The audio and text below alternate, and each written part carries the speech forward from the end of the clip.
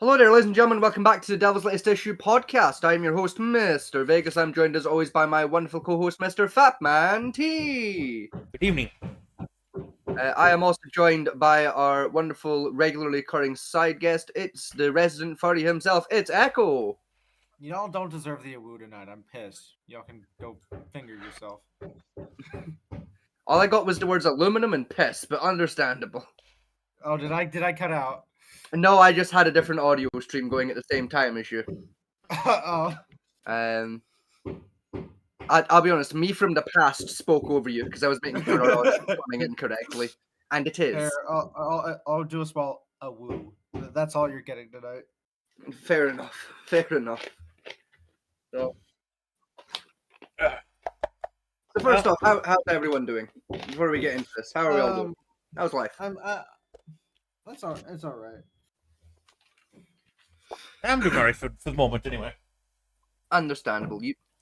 Your answer to that question may change by the end of this episode. Specifically, Fatman T, I think yours might be. Yeah, probably yours a bit might more be rage. You don't believe it or not? Probably less so at the website, more so at me. What's the topic on tonight? What is tonight's topic? You were only. As I kind of told you earlier, but Yeah, but you were really vague with it, so I don't. I told you enough about what we're going to be talking about. Yeah. At the time. We now give it. We covered a topic I covered a year ago with Rincewind. Yes, I was also here, but it's fine. Oh, you weren't. You had to meet him to add it separate from him. No, I was in that episode. Where? Yeah, all three of us spoke about it at the time. All right, can you wait to reveal what it is? Because I need to go take a piss real quick. So it's a forum on. Oh, okay. Yeah. I thought you meant to tell you before you go for a pee, but no, I'm with you. I understand now. So while Echo goes for a pee, I have some news. I have some news to share. I don't know how much of the news I'm allowed to share live on stream because I didn't ask, but I'm gonna share what I think I'm allowed to say. And basically keep it a little bit vague, so that I don't get in trouble. So two very good friends of mine they're getting married. They're getting married in August. Getting married, and they want me to go. I figured out what that jet engine was. That's not my fan. No, there's a fan going on upstairs that I didn't hear, but Discord picked up for some reason. Fair. So two of my friends are getting married in August, and they want me to attend the wedding, but I may not be able to attend because it's kind of expensive to get there. So I've come up with a cunning plan, Mr. Blackadder.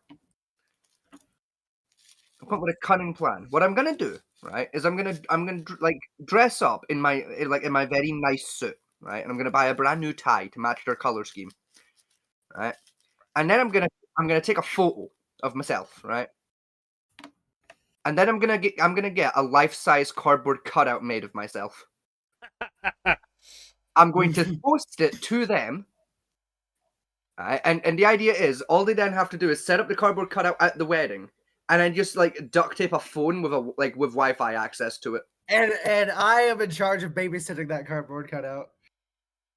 Yes, Echo. If I go through with said plan, Echo will be in charge of looking after the cardboard cutout. So basically, you're doing a TwitchCon then. Basically, I'm building a virtual presence robot out of cardboard and a phone. How about fun and spite? Yes. So what is the thing we're doing tonight? So we're going to be talking about an internet forum that popped up a few years ago, called Sanction. It's called Sanction. Can't say it. Too late. I've said it. Oh God! Hold on. You told me what it was earlier. And I asked what the fuck. Hold on a moment, Fatman T. Let's be completely fucking honest and fair with ourselves and everyone else present right now. The odds of this video staying up anyway are fucking slim. True, fair point. Yeah. So how about instead of pussyfooting around YouTube's fuckery, we just say it. We just say the N-word. No. Oh. we just say the words that need fucking saying. It's called sanctioned suicide, Yes, it is. right? Okay, I'm not yeah, saying anyone please should tell- interact with it, but that's please what it's tell me- called if hold you on. want to. Please tell me it's not what I think it is. Well, how about you tell me what you think it is? Because sadly, my crystal ball's at the shop with the gypsies being fucking polished. Is it people encouraging like suicide or something, or is it like in? That's your PG version of this website is very low bar for what it actually is. I'll be honest. That's what you think it is what it used to be. And it's like at a surface level glance at the website, that's what it appears to be. People encouraging others to kill themselves? Yes, that's very much what it used to be, and it's what it looks like when you first look at it and you first kind of get into it. So However, what is it now? I've done some digging. I've done a bit of digging into it, and I found some very interesting information. Some very, very interesting information about this website and how it's conducting business these days. I think it's quite fucking interesting, actually.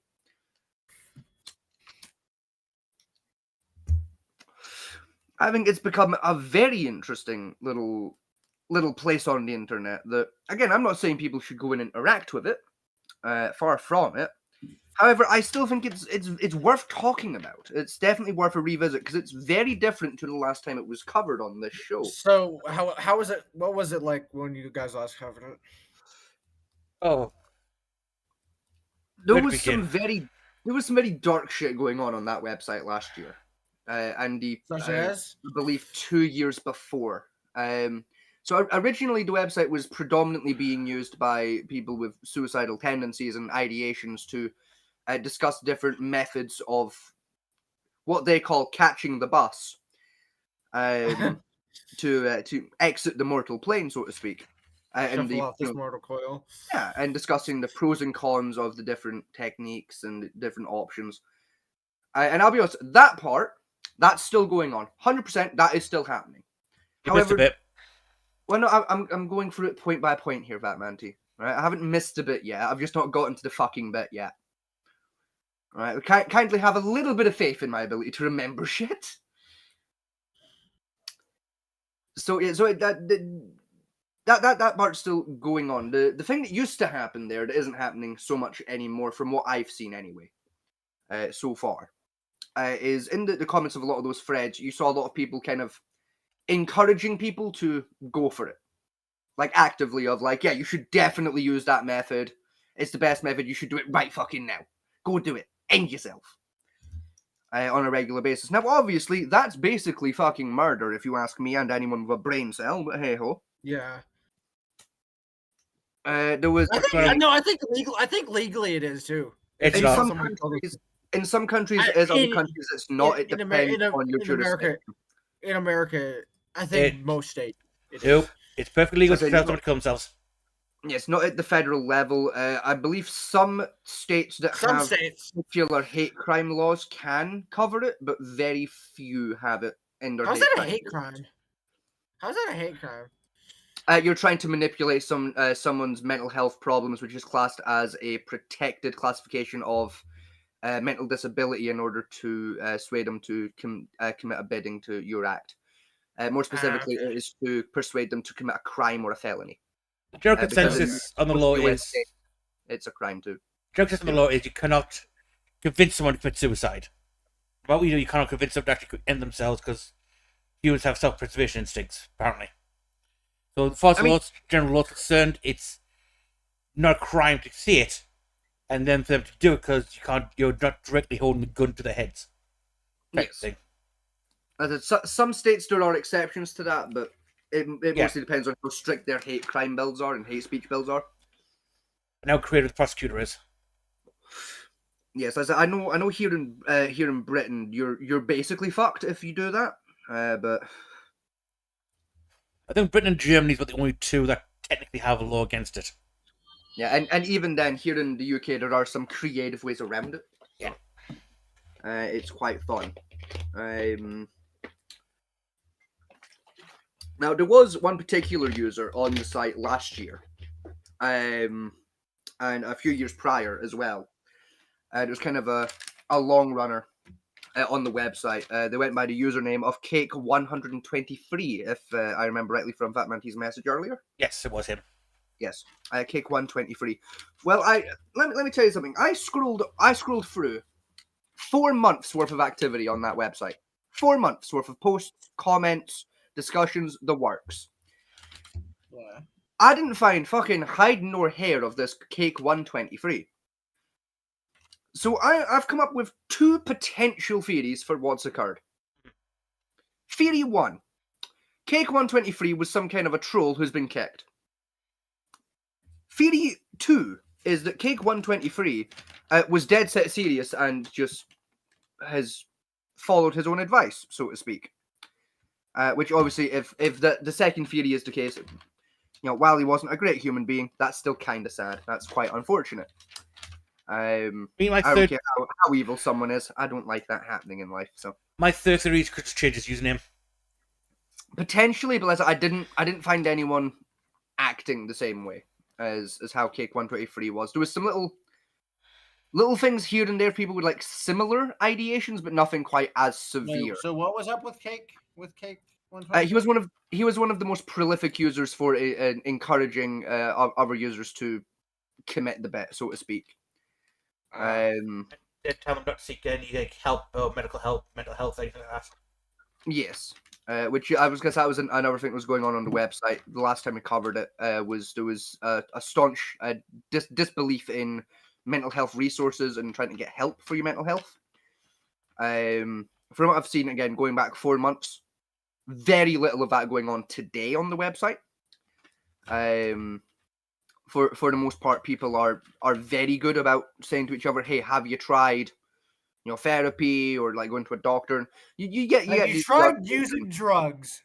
Yeah, you get the odd person that like hits backwards, like, "Yes, of course I've tried that. It doesn't fucking work." And like, yeah, fair enough, but also, but that's to each their own, I suppose, in that particular department. My question at the moment is the paid subscription site area still active? Yes. Is the paid subscription part of this? Yeah. The paid subscription part is kind of active, kind of not. It works very different to how it used to. I'll get into that in a moment because there's a good few things that have changed on the website, and one of the changes that's happened I want to get into first, because I think it's much more interesting. It's much more interesting. For only $9.99 a month, you get access to the live leak cameras. So I found a post on the website from a few weeks ago that was posted by the current owner of the owner and administrator of the website. The username to whom I forgot to write down, so I don't know off the top of my head. I'm afraid. But a couple of pieces of information came out in that post that I think are quite interesting, and are one of them is a little bit sad.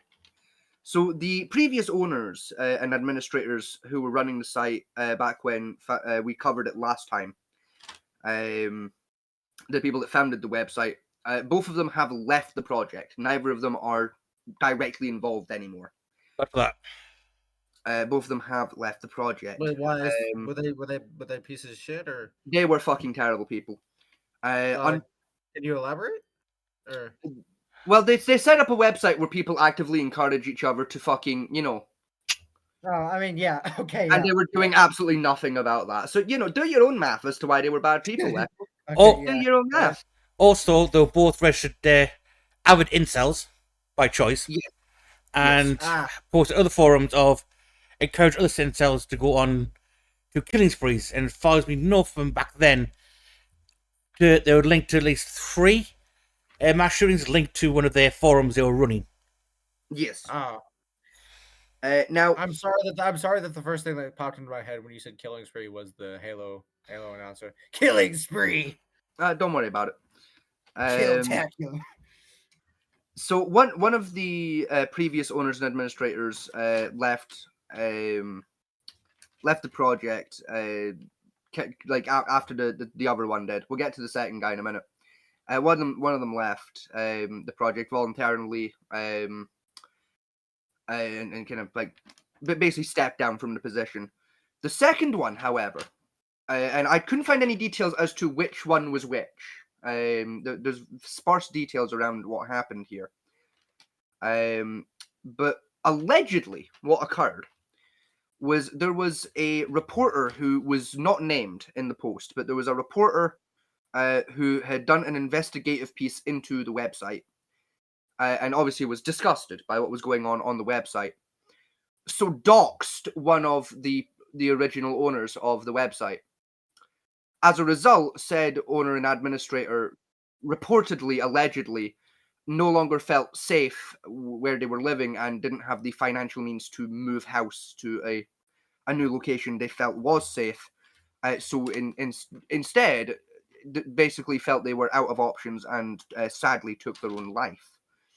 Which again, terrible people, but also it's unfortunate when that happens. I may be a bad person here, but I feel like it's what goes around comes around. I mean, true. Like you get what you give. Yeah, exactly. I'm not going to call you a bad person for thinking that, because like karma and everything.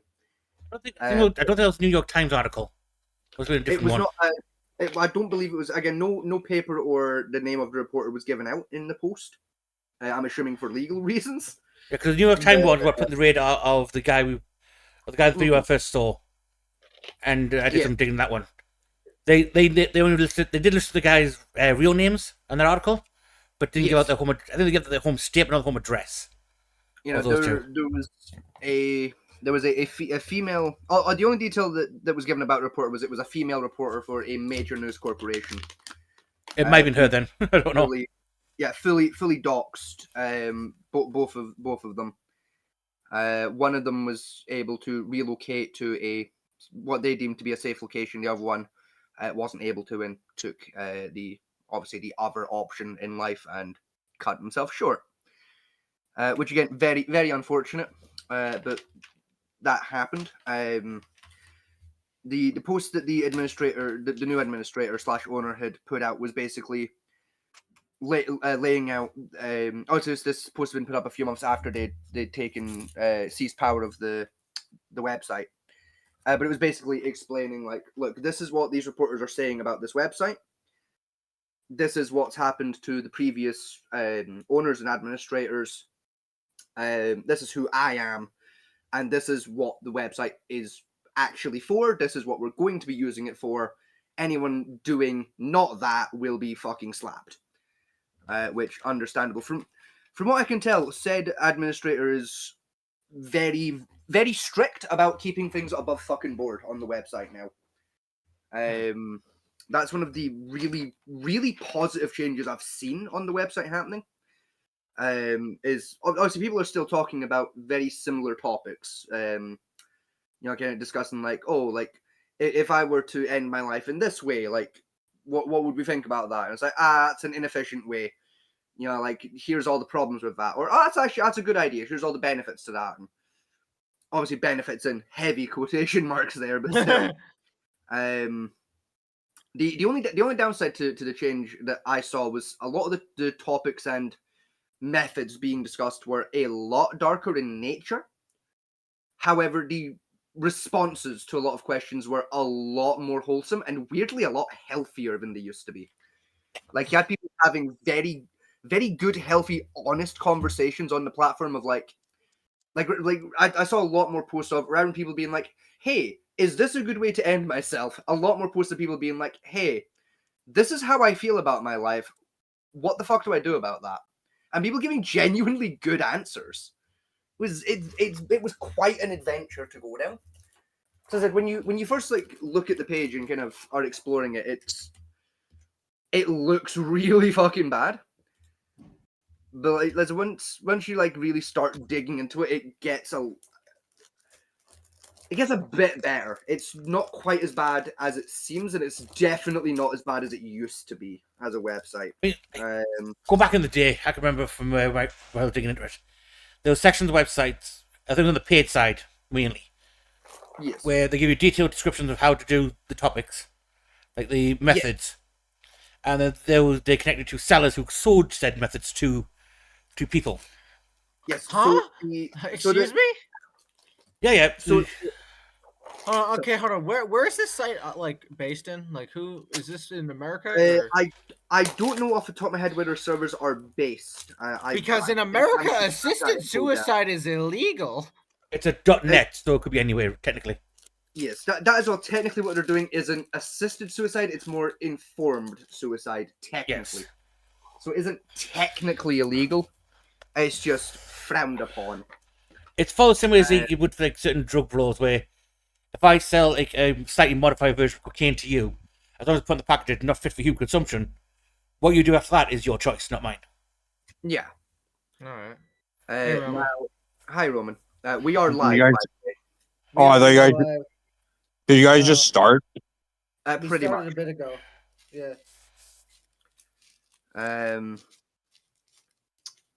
Yeah. So that side is still going on. That's one of the the kind of one of the things that hasn't changed as much is there's still people like there's still guides on like, okay, here's exactly how to do this. Here's exactly how you do it this way, and like that's still very much there.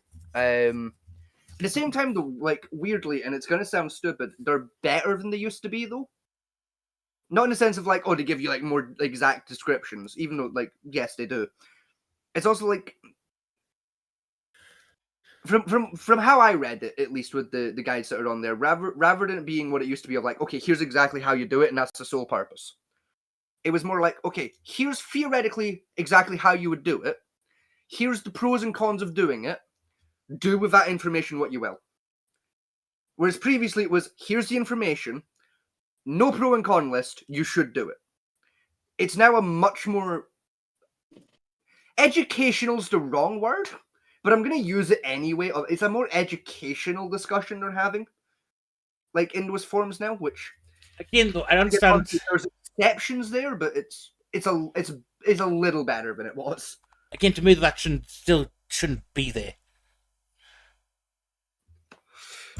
I don't know. I mean, people people will find a way of doing it, exactly. right? But still, my someone who has been through dark mental health and that side of things, the last thing people need is someone giving you a detailed description of how to do something. Yeah, I mean, like I agree, and like with you to an extent. At the same time, though, I'm very much one of those people that believes that like there's no real point in hiding information like that, because again, people are either going to find it anyway or they're going to figure it the fuck out. You know, like when you start like banning people from like having an open discussion like that of here's the pros and cons of this method of murder or death, it's a very slippery slope from there of banning other topics of conversation. Yeah. Like I'm a staunch believer that you should be allowed to talk about those kind of topics. And like, if someone takes that information to do something fucking terrible, that's on them, not so much on you. That's very much how I just feel about just freedom of information. Like, I understand from an academic point of view, yes, topics like these can be discussed in academic point of views, right? yes, The problem with this site is far from an academic. I know 100%. It's far from an academic site, Right? but at the same time, from my perspective, from going back a few years from when I was doing bad with mental health, honestly, it was something that I found weirdly comforting when I wasn't doing well, was learning about different methods of catching the bus. Not like in a research sense of I might try that one, but more in a research sense of that's kind of cool. That's I never thought of that as a way to end someone's life. That's kind of interesting. And then like kind of like, okay, we'll follow that rabbit hole for a while, which will lead to, oh, okay, if you do it this way instead. Like it was just something to keep my mind occupied. Like obviously obviously it's not a healthy idea for fucking everybody. But there can be some benefits to accessing that information. Obviously, again, I don't recommend it. It's probably not going to help. But I found it nice. I found it quite helpful when I was struggling, like back in the day. In fairness, I'm not a healthy person, so do not take advice from me in this department. But There's been Yeah, you can go through dark time, but you have somewhat of mental resilience. Back nowadays, yes, but I only have the mental resilience I have now because I didn't back then. I had to force myself by doing shit like that, of researching usually very dark topics to keep my mind occupied. You know, like weirdly, if I wasn't depressed growing up, I wouldn't be smart today. Don't you dare fucking laugh at Manty. I know by your metrics and standards, I'm not a smart guy, but compared to most of my generation, I'm very fucking smart. You know, I don't film myself on TikTok when I do a crime. You know, because I actually have fucking, you know, a brain cell. I mean, as you said, police work these days, it's fairly simple. Just go on social media. Exactly.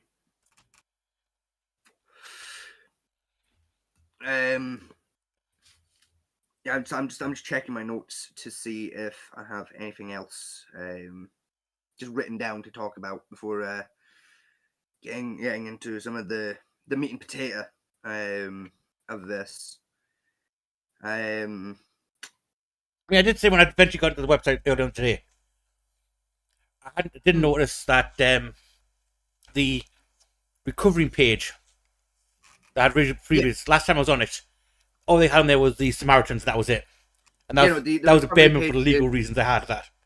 Yeah, the recovery page is still there. It's a lot better than it was now. Yeah. That was a legal obligation to say, look, we're trying to offer people help. You know, by giving a certain number, that was the bare minimum legal obligation they had. Yeah.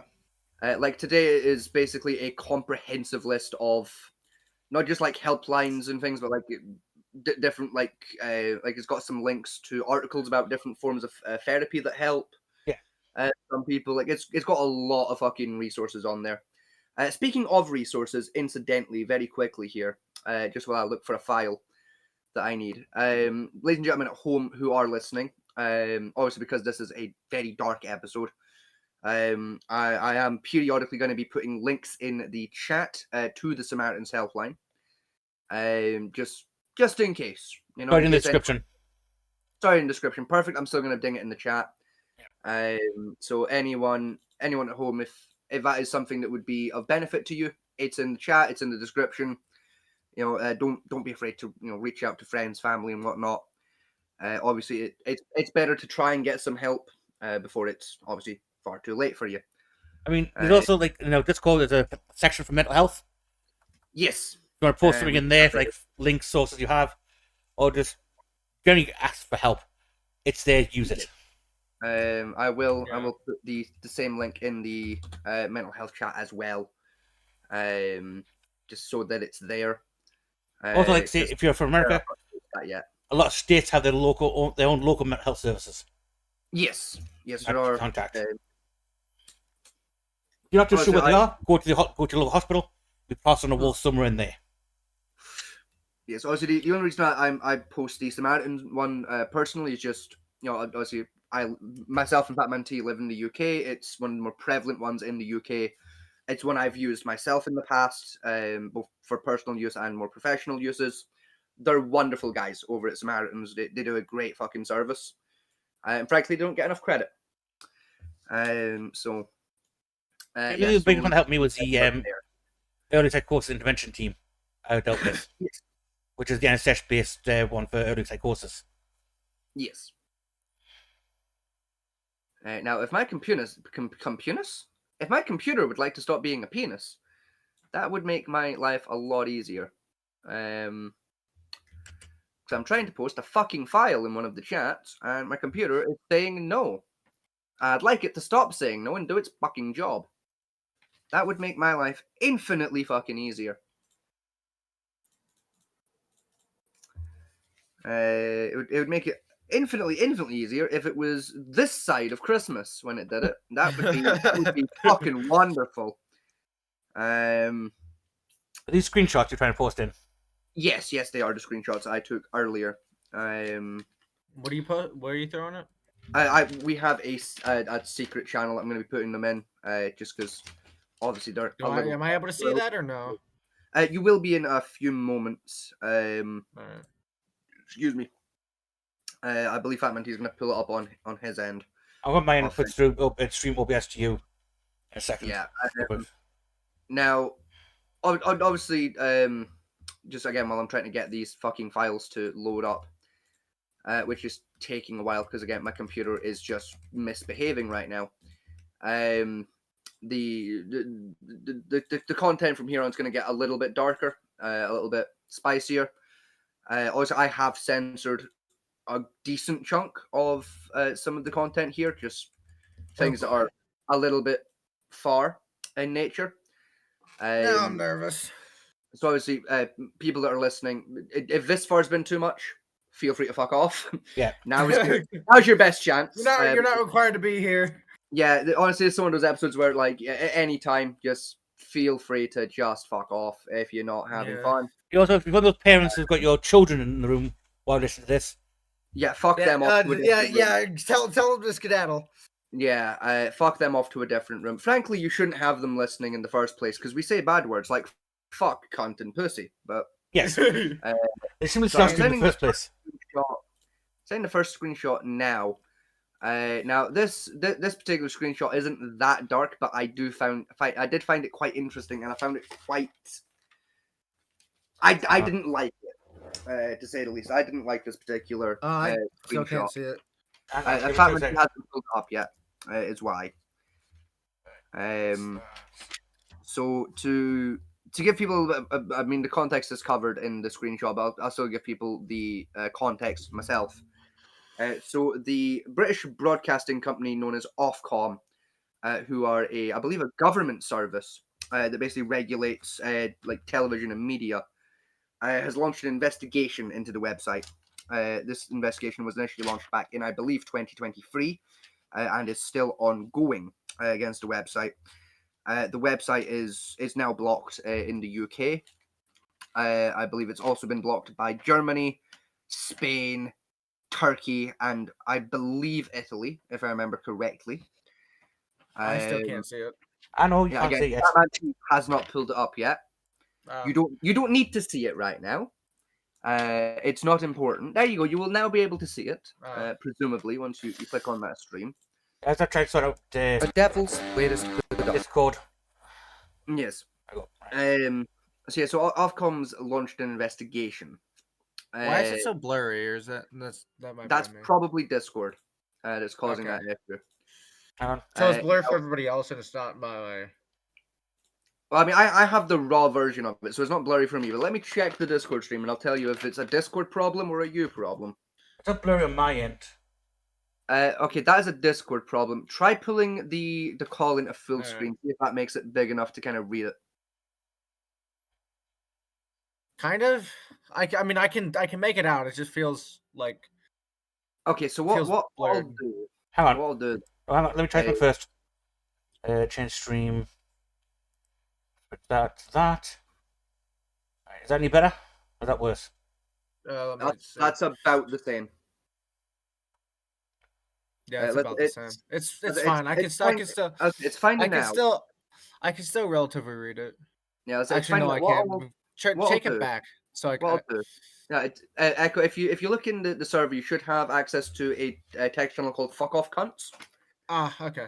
If you just go into there and you can pull up the raw. Let's say if I'm going to be putting in there, if it has either details that are self-incriminating, or details that are a little bit too dark, it's going to be censored. What is it? So it is a US-based platform. I believe so, yes, but I don't know. It says it right there. Yes, it is. Yeah. Sorry. So hold on. So then this thing is like this whole website is illegal then. Technically not, no.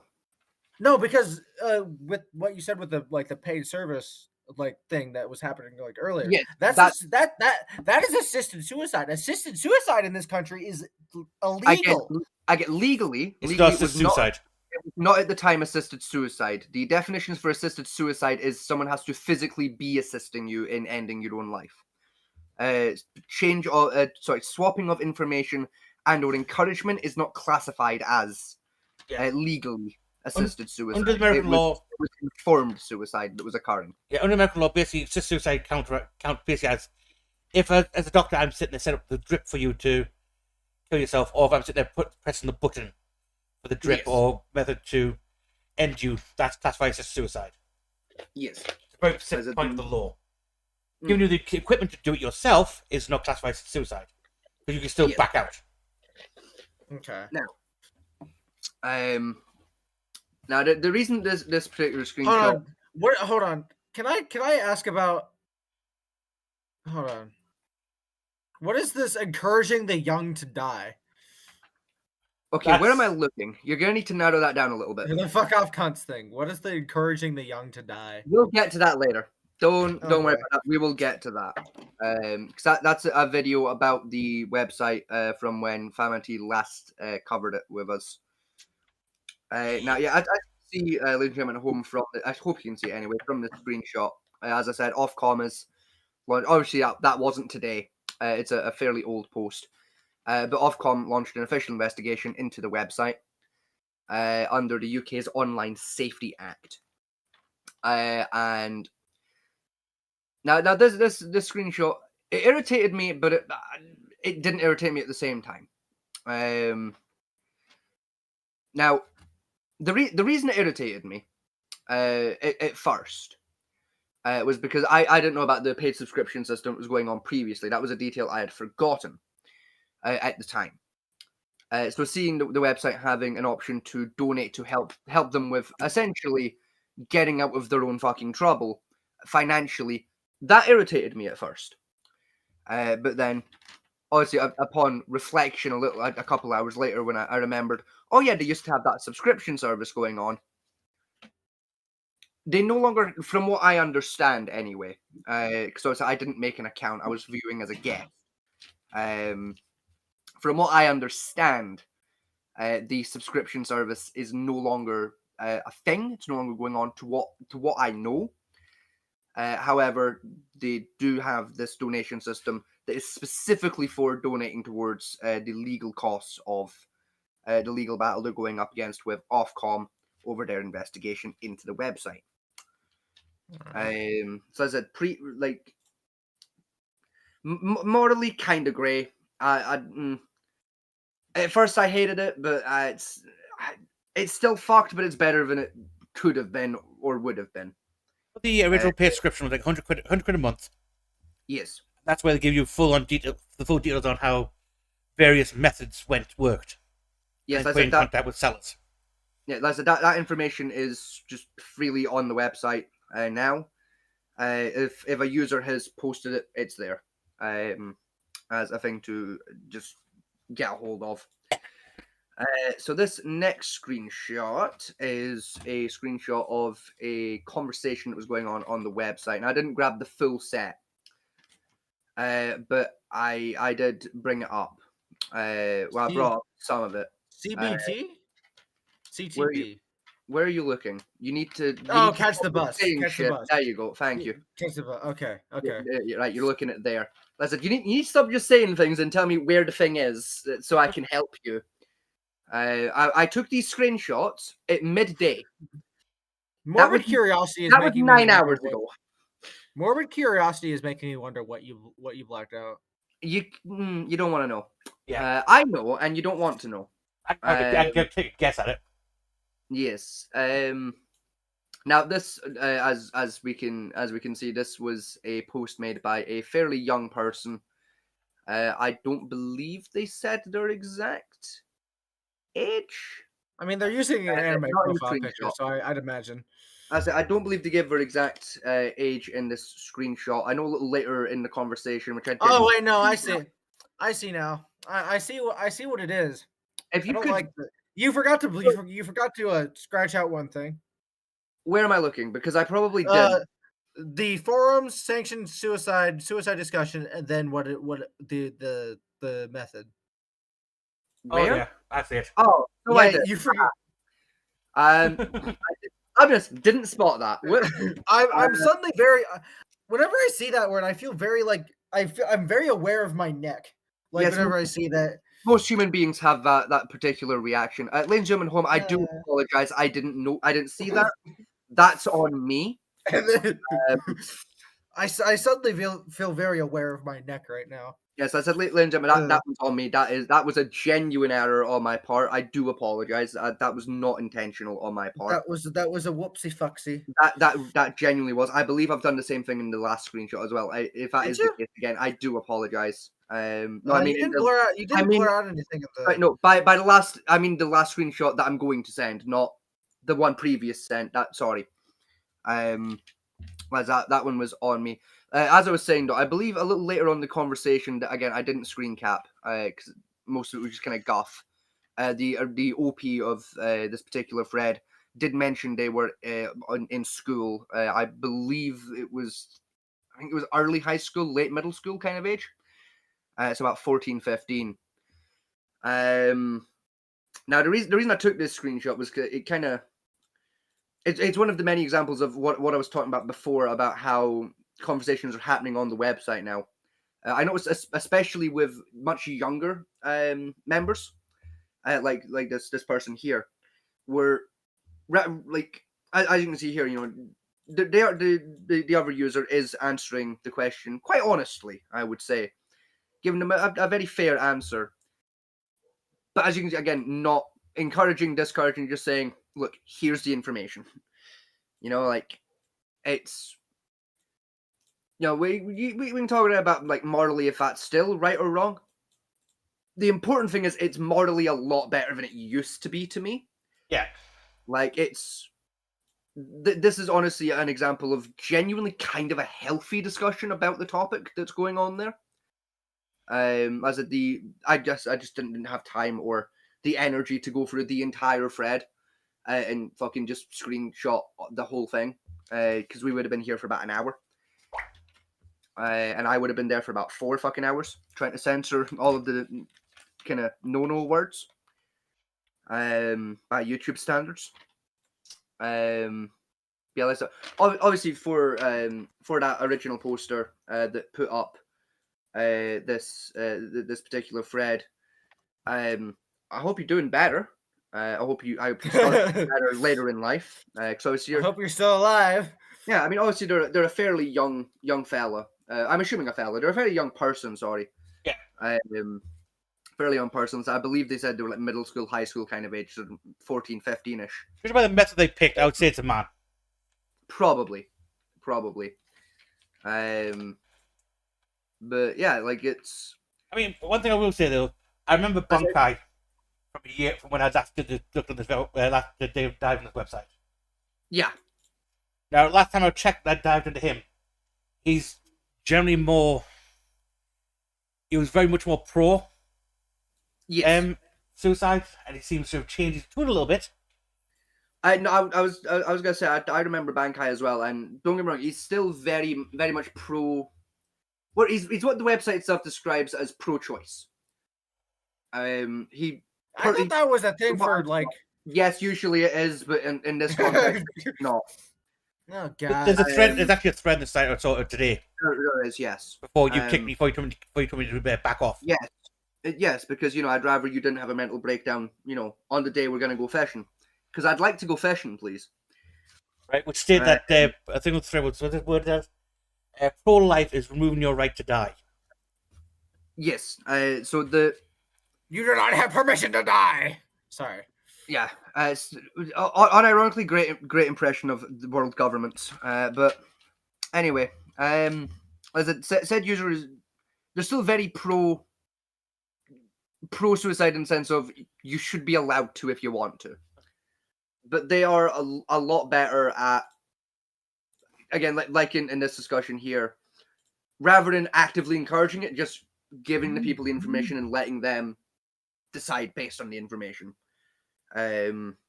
Which, again, there's a whole conversation that probably should happen there. Yeah. Between much more qualified people than us about whether or not that's right, wrong, or not. Personally, if it was a straight academic discussion between two peers, right? No, like no one's saying I'm thinking of actually doing this. Fair enough. Yes. I'm more for that kind of discussion on academic and that kind of level of discussion. Yes. The fact that this child clearly stated his willingness to do it quickly and wants a quick solution to this then no, you should basically try to get information out and get a welfare check done on the poor kid. I mean, yes, but at the same time, like, it's weird. Obviously, it's a lot worse because again, the original poster is young. Yeah. I mean, morally, it shouldn't matter. But Morally, information. I grant exactly, like that's kind of how I look at it. Is like, look, either way, if the kid's serious about it, right? Either way, he's gonna fucking, if he's actually gonna do it, he's gonna do it either way. He's gonna find a way. You know, like he's like most likely situation, Like, right? If the I conversation never happens, he's gonna have a stupid idea, try something, and fuck himself up. Like You I know, had like- it reminds me back in health class. One of my health classes we had a really cool I think it was at my my seventh grade health teacher. He told us if somebody wants to really is set to do it, they're gonna find a way to do it. Like you can do everything you 100%. can to stop them, and they will eventually they're gonna Exactly. succeed. Like you can't be there with them 24/7. Like Exactly, unless you're you're physically there to stop them doing it, they're Yeah. gonna figure out a way to do it. which is Yeah, which is mostly true. I do agree with that statement. Yeah. The true ones who really are at that point of ending it all. Well, no matter Yeah, what, they're no not matter what, gonna all over the world, you won't find a way of doing it. The problem with Yeah. my problem with this discussion here is, though he's stating he wants a quick way of doing it, he's still actually out talking to somebody, Yes. right? yeah. In that case, that means his mind's not made up for it yet, and he still can be pulled back, which is what the job this side should have been.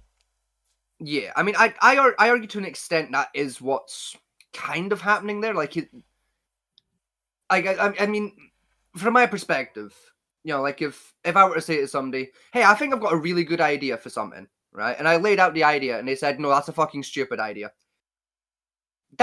For me, that would shut me down real fucking quick. I'd be like, "Yeah, okay, yeah."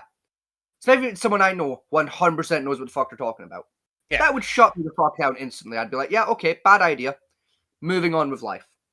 You know, like, You grant have the full context of the conversation. Someone going off this one panel. yeah. I mean, And, Tifa, the rest of the context is about the same. It was just a kid asking more questions about the same topic of okay, but why specifically is it so difficult? And basically just scientific answers of, well, you've got you got arteries and shit there that you can fuck up, but also you do it at the wrong angle. You're not gonna die. You're just gonna fucking cut your vocals out. You do it at the right angle. Yeah. It's gonna kill you, but it doesn't feel fun. You're kind of choking and drowning at the same time, and it takes a good 5 minutes if you do it kind of wrong but right enough. And but basically giving him the information he needs to make a decision, but also it's the correct information of it's not a good way to do it. It's gonna suck. It's gonna suck whether you do it right or wrong, and if you do it wrong, you're gonna fuck yourself up forever. Yeah. It was.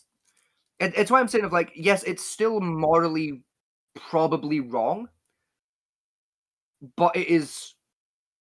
To me, it's not that dissimilar to the kind of conversation I was having at that age with people I both knew and didn't know.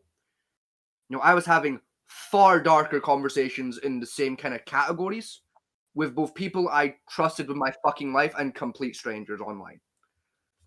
I mean, admittedly, when I was younger, in my very dark areas, when I was a teenager, yeah, right. Although I wasn't convinced, end myself. I mean, I had attempted when I was younger, which is why my sister took very thing when I was the last time about it. Yeah, I mean, it was a slightly better place at that point than it was in my childhood. So, sounds weird when I literally had a mental breakdown, but anyway. Is my I covered a lot of dark topics back then as well, but mine was mostly on how could I end the large number of people in the short amount of time. Yeah, for me, my dark topics were along the same kind of lines as this young fellow of okay, if hypothetically I was gonna catch the bus, and I did it this way, how would that work? Do you guys think? And me and usually me and my friends, or sometimes I'd be on. Weirdly, I'd be on very similar platforms to this, but healthier ones from back in the day, having very similar conversations to what they're having. Healthier? on this one. Yeah, it sounds stupid, but yeah, healthier ones because there were actually professionals overseeing it. Yeah, some of you the know- way forums that have mental health professionals watching in on the conversations. Yeah, Unfortunately, this site isn't one of those. at least from not what I can tell, it isn't. I didn't see anyone purporting to be a mental health specialist or anything on there. No, because so in the Well, I past they were very anti-medical of any kind.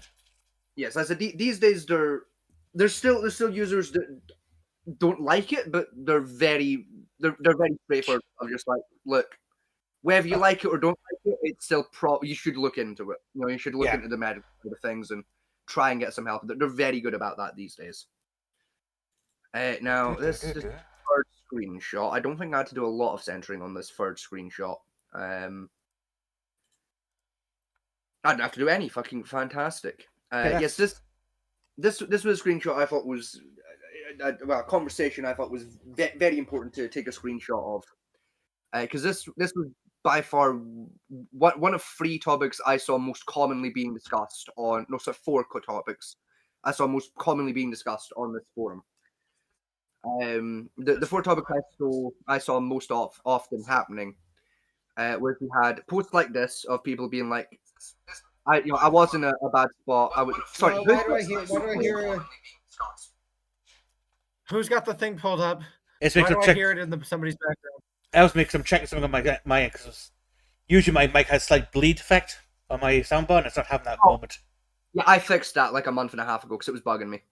Did you? Yeah. Oh, so you did. How? Yeah, I fixed that a while ago. I added a pop filter to your microphone digitally. Oh, Ah, right. Listening shot for me, is it? Yes. so this one's just taking a hike. Yeah, so we'll get to that. Please, can both of you stop jumping ahead of me, motherfuckers?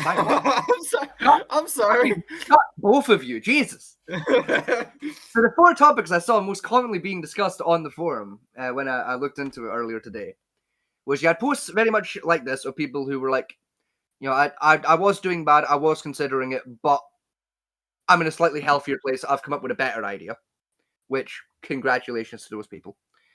The second most common one was specifically discussing the ins and outs of a kind of new, kind of obscure, I say kind of new. It's not new, but it's like only more recently come into public prevalence method for ending oneself using, I believe it was, I think it was sodium nitrate. I think it was sodium nitrate, if I remember correctly. I remember back in the day, those last time like when we first dug into the website, that was being popularized as a new method that they were still researching whether it was good or not. Yes. Wait, what was it? Sodium nitrate poisoning. Essentially fertilizer. What's... Oh, right, fertilizer. So people still discussing that topic. But again, from what I saw, it was people again kind of taking a more academic approach to discussing it, of being like, this is what it is, this is how it works, ups and downs, do what you want. I didn't bother screenshotting any of those conversations because I just couldn't be fucked, because there was a lot of them and just they were all kind of just the same. And the same as again, kind of similar to that previous screenshot with the young fella. The third topic I saw quite commonly being discussed. It's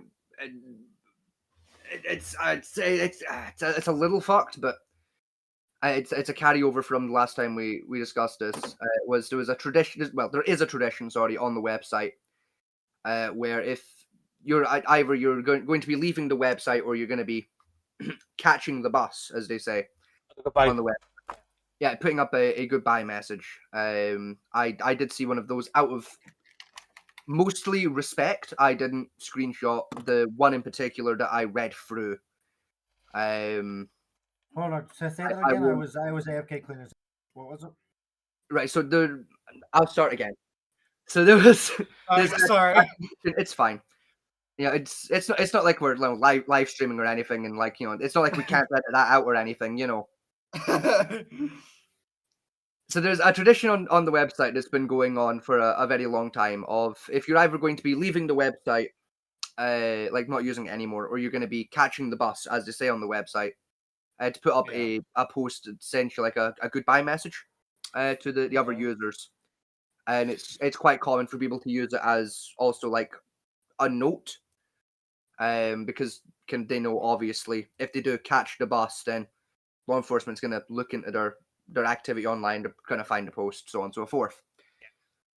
So I saw maybe 4 of those from the last few months, and again, out of pure respect to the people involved and their families, I didn't screenshot them.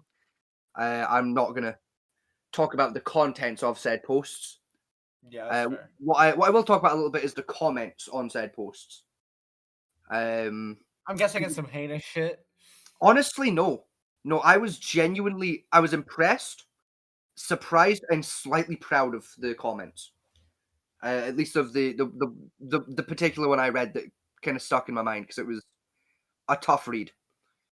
But the comments were people quite heartfeltly and genuinely being like, "Hey, we're, like condolences. I'm sorry. I hope this isn't the case. I hope you end up doing better and don't go through with it. If you do go through with it, again, condolences to your family and shit." Just genuinely kind of nice comments, just being like, "Sorry to hear you're going to be leaving us and leaving, catching the bus and, doing your thing." Like it's hard to talk about without going into like wrong levels of detail. Yeah. It was for me. It was very nice to see. It was very nice to see that. I think last time I looked into them, more comments said, "Congratulations, well done. I'll be following soon." That type of bullshit going on last time. I mean, there was a couple specifically of like people being like congratulations and that. I didn't see any comments of people being like, "Oh, I'm next," or "I'll be following you," or anything like that. Like there was a couple people being like, "Hey, congrats," or whatever, but it was like few and far between. Again, the particular one that I read that sticks in my mind, I saw maybe 2 comments out of about 15 that were along those lines. The rest were pretty above board and like decent. Which again, that was very nice to see. And I mean, with the other 3, it wasn't too dissimilar. The only difference was just the volume of comments between the 4 posts. The other 3 were, you're averaging like maybe 8 or 9 comments. This one in particular was, I think it was like 15, 16 or so comments. Yeah. I think the main reason there was that many comments on it was, again, it was a relatively young person. It was someone that like I believe they were in their 2nd year of American college / university. So 23 area. About 22, 23. So a relatively young person. And they kind of they laid out exactly like what had been going on in their life, why they were making the decision, and all that. And I felt genuinely kind of bad about it. I felt quite sorry for them because it was a very sad story, and understandable is the wrong word, but like it was understandable in the sense of I can see how they came to the conclusion. Yeah. Not so much understandable in the sense of I agree with the conclusion, but understandable in the sense of I get why you got to this point. Like it was a very rough story that they had going on there. Right, was that 3 or 4 topics? Who remembers? Was that 3 or 4? I think it was 4. We're on screenshot number 3, so if that helps. No, that doesn't help me. Hang on, we covered first. I think about 3-ish area. I think that. I think. Fuck, what were they? It was. I'm on this line. Give my letters. Did I already say like the post about methodology was going on? Especially about that. You touched it lightly, we didn't get it, but we didn't. Yeah. So you still I'm assuming that was the 4th one then. Obviously, I'll remember the assumption that was the last one. Yeah, I'm going to remember the assumption that was the 4th and final one I was going to talk about. So yeah, also there were posts again like there were in the past discussing like the ins and outs of different methods and options for catching the bus going on. There was one particular what's known as a mega thread on these particular styles of websites, that being forum style websites, and basically had resources for pretty much every method of catching the bus you can name or think of. It would take you to like academic style papers regarding a particular methodology, or there was links to a couple of like videos discussing the moral ins and outs of like whether catching the bus is correct or wrong, and basically again just basic like mega threads with all the information one would need to make a decision one way or the other and decide what would work for them if they so chose to. Which again, the morality around whether or not that's right or wrong, that's for people above our fucking pay grade. Let's be fair there. Like I don't think any of us three are really qualified to tackle that moral question. I do know that there is a doctorate in, I know it's in British University, where it is a study of the psychology of suicides and methodology of suicides. Yes. I don't know what it's called as a research, but I know it exists. Yes. That it is I believe it's specifically, I think it's a doctorate in physiology. No, that's physiology. The one that's similar to morality. The one of, I had it there. You know, that shit Socrates used to say. Philosophy! There it is. Yeah. I believe it's a philosophy doctorate that it falls under. I think it falls under philosophy and biology at some cross type doctorate. I believe it is, yes. Very small group of people to do this research, but it's still there. I know it's a doctorate that has gotten quite popular with, doctors of psychology. It's gotten quite popular with them. Yeah. Over the last couple of years, which is kind of interesting, I suppose. But what extent that the human brain's generally self-wired self-preservation? Yes, which interesting. It is something that kind of going back to the second screenshot with the young person. Was something that a lot of commenters were kind of bringing up as a downside to the particular method that the young person had brought up. I was like, your self-preservation instinct is more likely to kick in before, during, and after, which obviously could either prevent you from doing it, cause you to fuck up, or basically, because your self-preservation is going to kick in, so your adrenaline's going to shoot up, prolong the suffering of the event. If you do it, I do know that, like, I know this was pretty widely known, but like guys tend to choose more violent options than girls. Yes. Do you know guys are more because we want to have the highest suicide rates. We want to beat the women again. No. You're wrong and right at the same time. It's the psychological reason for why male suicide victims tend to choose more violent and messy suicide methods versus women. Weirdly, it comes down to the difference in empathy between the two genders. Yeah. Women tend to be a lot more empathetic in nature towards other human beings than males tend to be. Specifically, their empathy towards strangers is what would more specifically being referenced to. So it's kind of like how guys like won't care like who finds their scrambled brains across on the ceiling. Exactly, that's exactly what it is. Pretty much, yes. It's not so much that the men won't care, but the men wouldn't necessarily think about it. Yeah, it's not right because it's just like, it's a way out. Boom. Yes, exactly. And so, and a lot of time, and that the reasons we have, and that's the why like guys have such high like suicide, like the successful suicides are like a lot higher in dudes than chicks, because with say you took a bunch of sleeping pills, there is still a bit of time for you to like realize, oh shit, I fucked up. I don't want to do this. Call 911. Please help me. With guns, as soon as you squeeze that trigger, you're gone.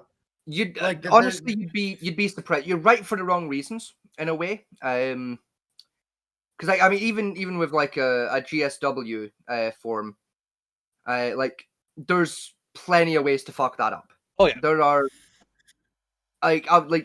especially with like the kind of the method you see for doing a GSW suicide in movies, where you kind of put the barrel in your mouth and you have to do that at a very particular angle to actually die. Yeah, you got to hit the brainstem for that one. I say there's 2 angles that guarantee it. Pretty much any other angle, you're either gonna turn yourself into a vegetable for the rest of your life, or you're gonna blow your fucking face off and become some kind of a local cryptid. Even the temple, even in the temple shot, we see a lot of movies as well. Again, you have to get that. People survive that. Yeah, you have to get it at the perfect angle, or you're not gonna do the job, so to speak. You're either gonna survive or you're gonna die, but it's gonna fucking suck. In general, men choose the most logical, because men's brains are geared more towards logic. We generally pick the more logical method of doing things. That's almost guaranteed to work. Yes. Where again, women are very emotional based, so they think that's why. I mean, it's one of those stupid things. It was one of the stories done in Asian countries of suicide amongst teenagers and that. Mm-hmm. They say like jumping off the building was a common one, and you say like the boys just jump, where the girls would take the shoes off and take the glasses off, that type of thing. Do the makeup first. Yeah. As I only know the stats from sort of like a European American side of things, because I don't really look into like Asian or Middle Eastern stats for it, because I don't give a shit. I don't live there. I don't really have friends that live out in those countries either, so I don't fucking care about their stats for it. I have friends that live out that way. That's why I know a lot about them. And say most of the research on suicide is done in them countries, unfortunately. Yeah, but it mostly boils down to the difference between the two is like when a man's thinking about again catching the bus, their thought process, as Fat Mancy said, it's more logical. They go via the route of, okay, what's going to do it, and that's pretty much all they think about. They think about what's going to do it. Is it a good idea? Next. For traditionally, obviously there's exceptions to this, but traditionally for female mental health sufferers who are considering catching the bus, they think a lot more empathetically of like, okay, what's going to do it? How much of a mess is that going to leave? Will that fuck up the person that finds me? That's usually a large part of the process of their thought process, and then into, is it a good idea? Of like most women aren't going to take the blow your brains out option, because someone has to clean that up. Yeah. And that's not a pleasant thing to clean up. Like what, like I can't imagine that would be like. Yeah, it's really not. Don't ask why. Are you speaking from experience? Are you speaking from experience? Yes, I am, and we don't have time to get into the story of why. I don't. Okay. Let's just say I've had some unfortunate events in my life, and we'll move on from there. I said like women aren't likely to take that particular route. Again, it's messy, it's not fun to clean up, and then they also start to think from there of like, okay, who's most likely to like find my body? Like say for example, it's a mother of 2 with a husband.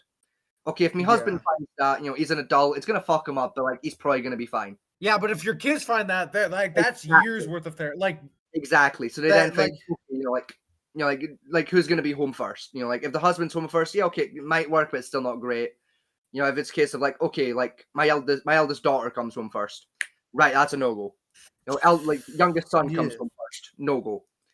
Either way, it's like likely to line up to a no go in that scenario, but that's kind of traditionally the logic that goes behind why it's no go traditionally for them. It's why you tend to find with female suicide victims, again, like in the West, you tend to find it's more things like pills, or it'll be a very common one is like slitting the wrists in the bath. That one's quite common. It's not pleasant to find or clean up, but it's not difficult to clean up either. Relatively simple process. You just kind of pull the plug out of the bathtub and job done. Run the tap for a few minutes. It's fairly straightforward. Again, not pleasant or fun, but fairly easy. Like it's the way I've heard psychologists describe it, and I kind of disagree, but I understand at the same time why it's described this way. Is men traditionally, when it comes to catching the bus, are a lot more selfish about it. No, it tends to be in terms of reasoning why I've always seen. Actually, when you bring that up, it reminds me of something that I've kind of forgotten about because I haven't touched on the subject in a while. And again, I'm not bashing anyone who had killed themselves. Like I thought about it at one point. Yeah, so I think all three of us have tried. Got me back from it. Mm-hmm. But when you stop and think about it, suicide is a very selfish act.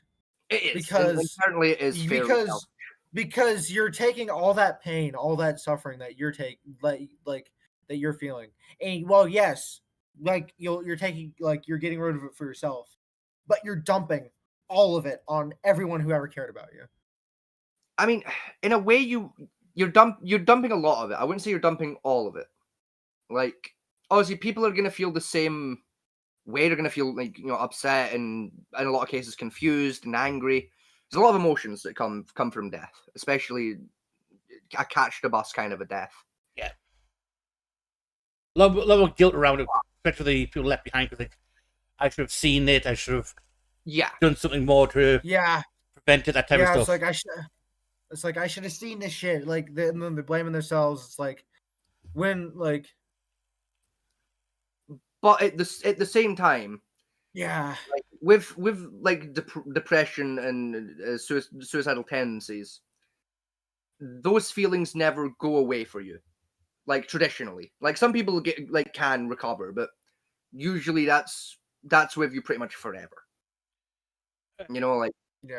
Again, there's situations where there's exceptions, like with my personal situation where most of my depression was down to shitty situation, shitty childhood, and puberty all kind of hitting at the same motherfucking time. Hey Scotty, how do you spell apocalypse? Real quick, just not related to this. How do you spell apocalypse? APOCALY.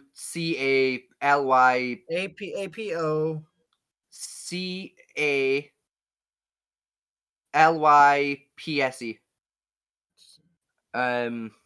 CALY.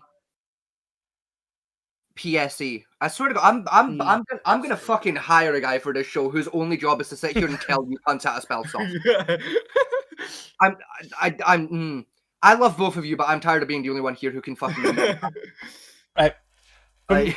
From a medical point of view, which I don't know mental side depression. Yes. There's two forms of depression. Right. There's what's called situational depression, which is what they got people get during puberty, that type of stuff, and in good situations. It was what I had again, of just like shitty life, shitty childhood, puberty, all hit at once, and it's like bad times. And then kind of my life progressively got better and better, and I started to feel better and better. Yeah. Then you got clinical depression, which is one of the ones I have, which is essentially technically brain damage in a way. Yeah, like it comes and goes, but it's basically permanent. Like there's no getting rid of it forever. The same thing with when you see hallucinations. Yeah. With one thing to mental health, once you see a hallucination for the first time, that's it. That's forever. Yeah, like once you open the bottle, there's no putting the cork back on, kind of a situation. Yeah. That's what I was kind of trying to say was like with clinical depression specifically and suicidal ideations and tendencies. Yeah. It's always with you all the time. Yeah, so that's what I was trying to say. Like, obviously, there's exceptions, but the general rule is because I believe nowadays clinical depression is slightly higher in statistics than situational depression, if I remember, but I may be wrong. It's one of those ones to get misdiagnosed. People get misdiagnosed with each other all the time, which is the problem when there's no concrete numbers on either one. Yeah. For sure, doing certain blood tests and brain scans, you can't really tell the difference between the two of them. Yeah. I had a point. What the fuck was I saying? I had a point I was going to get into there. I have no idea. How did I get here? Sorry, unironically, Echo asking me how to spell the word fucking apocalypse has turned my brain off and on again. I'm sorry. It caught me so off guard. My brain kind of shut down and restarted. We're going through the guilt of suicide to survivors, that type of thing. That was it. Yeah, that was it. Thank you. Yeah, so as with like someone who's suicidal again, like tradition going off the idea of like like someone who's clinically depressed, in that particular situation, like that's pretty much that's your life now. You're gonna feel like shit, at the very least once in a blue moon. Like with the kind of depression is the word for it. The depression that comes from losing a loved one. Again, like it stays with you forever, but it gets easier. Like I mean, I don't know about yourself, Fat Man T, but I know for me personally, like always, like with the passing of my grandmother, who I was very very close with, and the passing of friends and family I've had over the years from, also every death was different. I've had some people in my life that have caught the bus. I've had people like my grandmother who just passed away of natural causes. Like in all the cases, like it's still sad, and I still feel very sad that obviously people I loved and cared about are no longer here. Yeah. But like with every passing day, month, week, year, whatever fucking time frame you want to use, it hurts just a little bit less. I mean, the average of like time heals all wounds. Right? Yeah, exactly. Is kind of correct in one way, but not in another. Yeah, the pain subsides, but the scars will always remain. Exactly. It's why that's one of my favorite quotes. Sorry, from the movie Kung Fu Panda 2, with Lord Sheng right at the end. Poets like fucking wounds heal, and wounds don't heal, wounds scar. And it's like, oh, what does scars do? Fade, I guess. I don't care what scars do. It's a really stupid fucking like exchange between two characters, but it's quite poignant at the same time. Of like, wounds become scars, and scars eventually fuck off. Yeah. Like you're probably always gonna know there used to be a scar there. People around you, eventually, you'll get to the point where if someone looked at, say, you got stabbed in the hand. At some point in your life, someone's going to look at your hand and never know you were stabbed.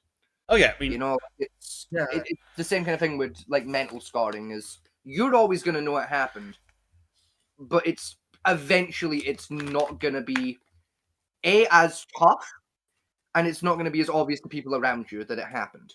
Yeah, because it's like it. I mean, I've had more scars across my body than anybody on this call.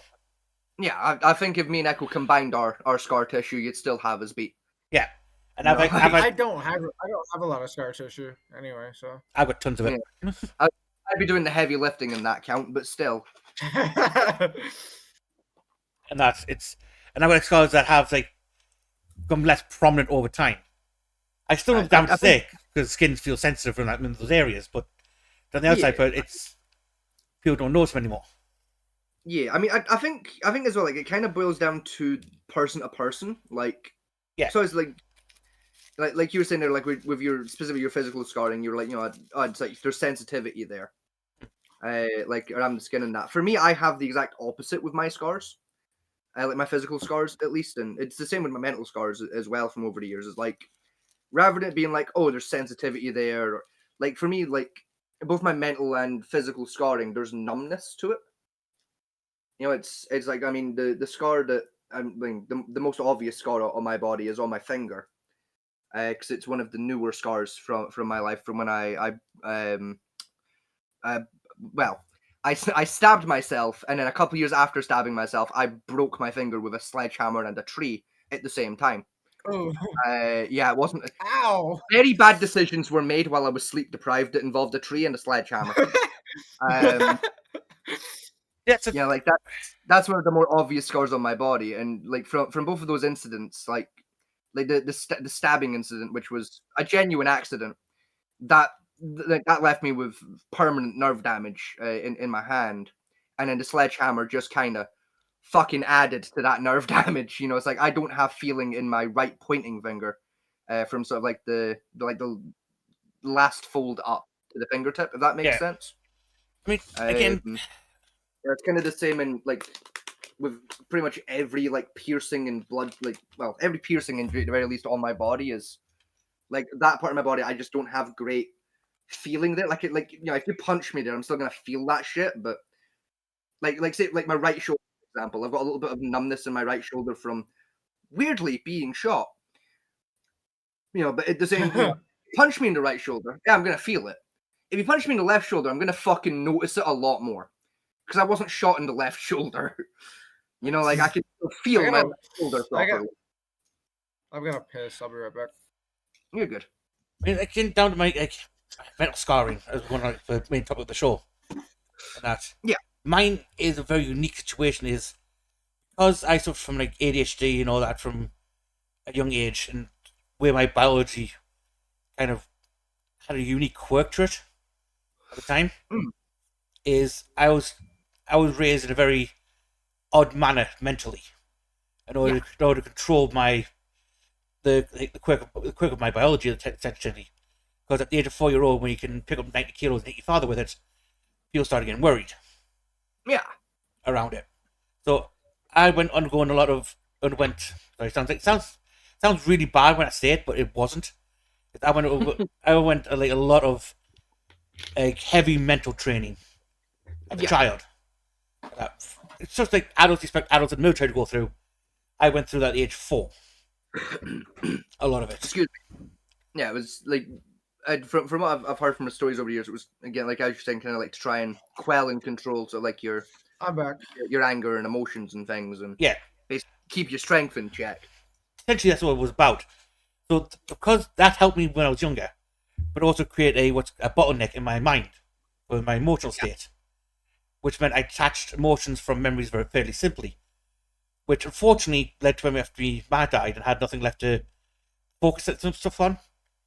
Mm-hmm. It kind of brought it down where all the shit from my past kind of hit all at once, which caused the PTSD to surge up. The hallucinations barreled in, the depression barreled in at the same time. So I had a lot of like same mental problems going on around the same time, which were always there, just very, very, very goodly hidden.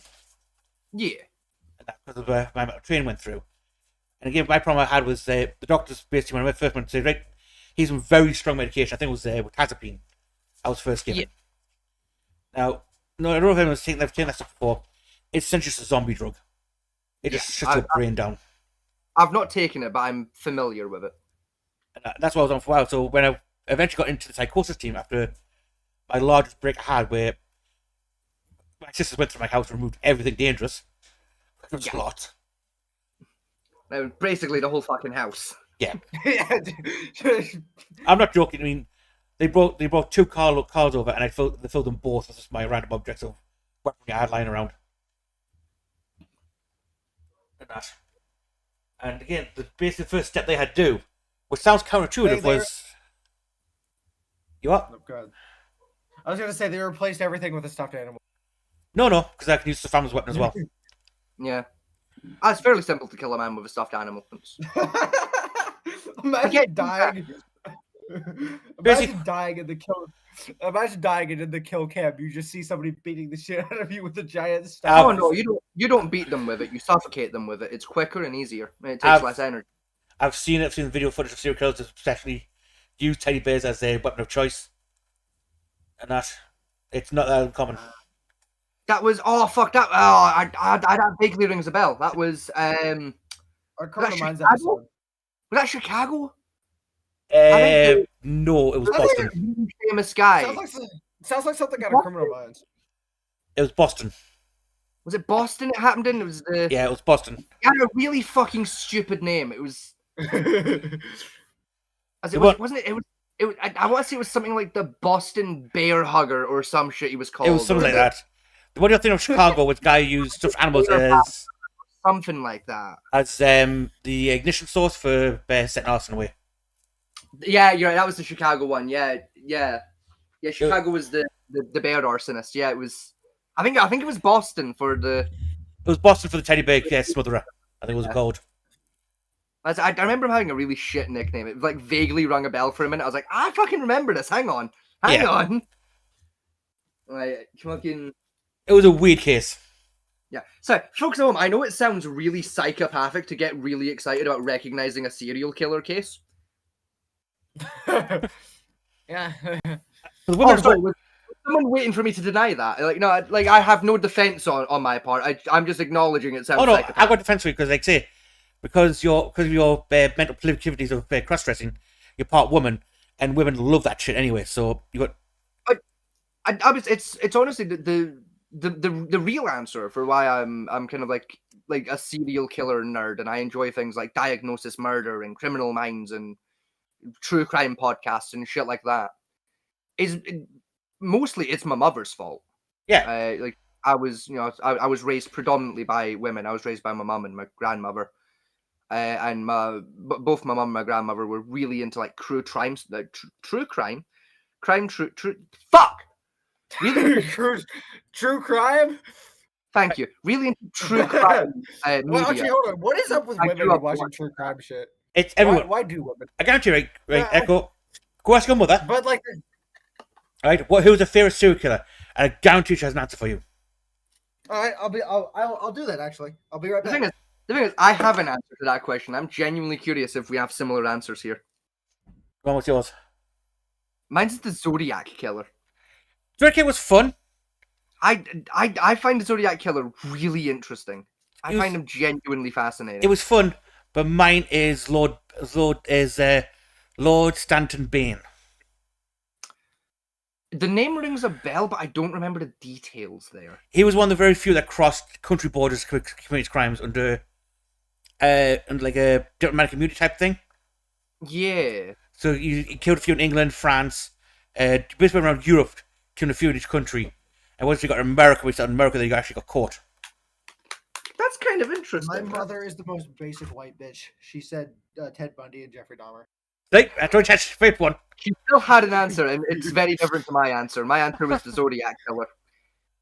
I got you. It was quick as well. Was it?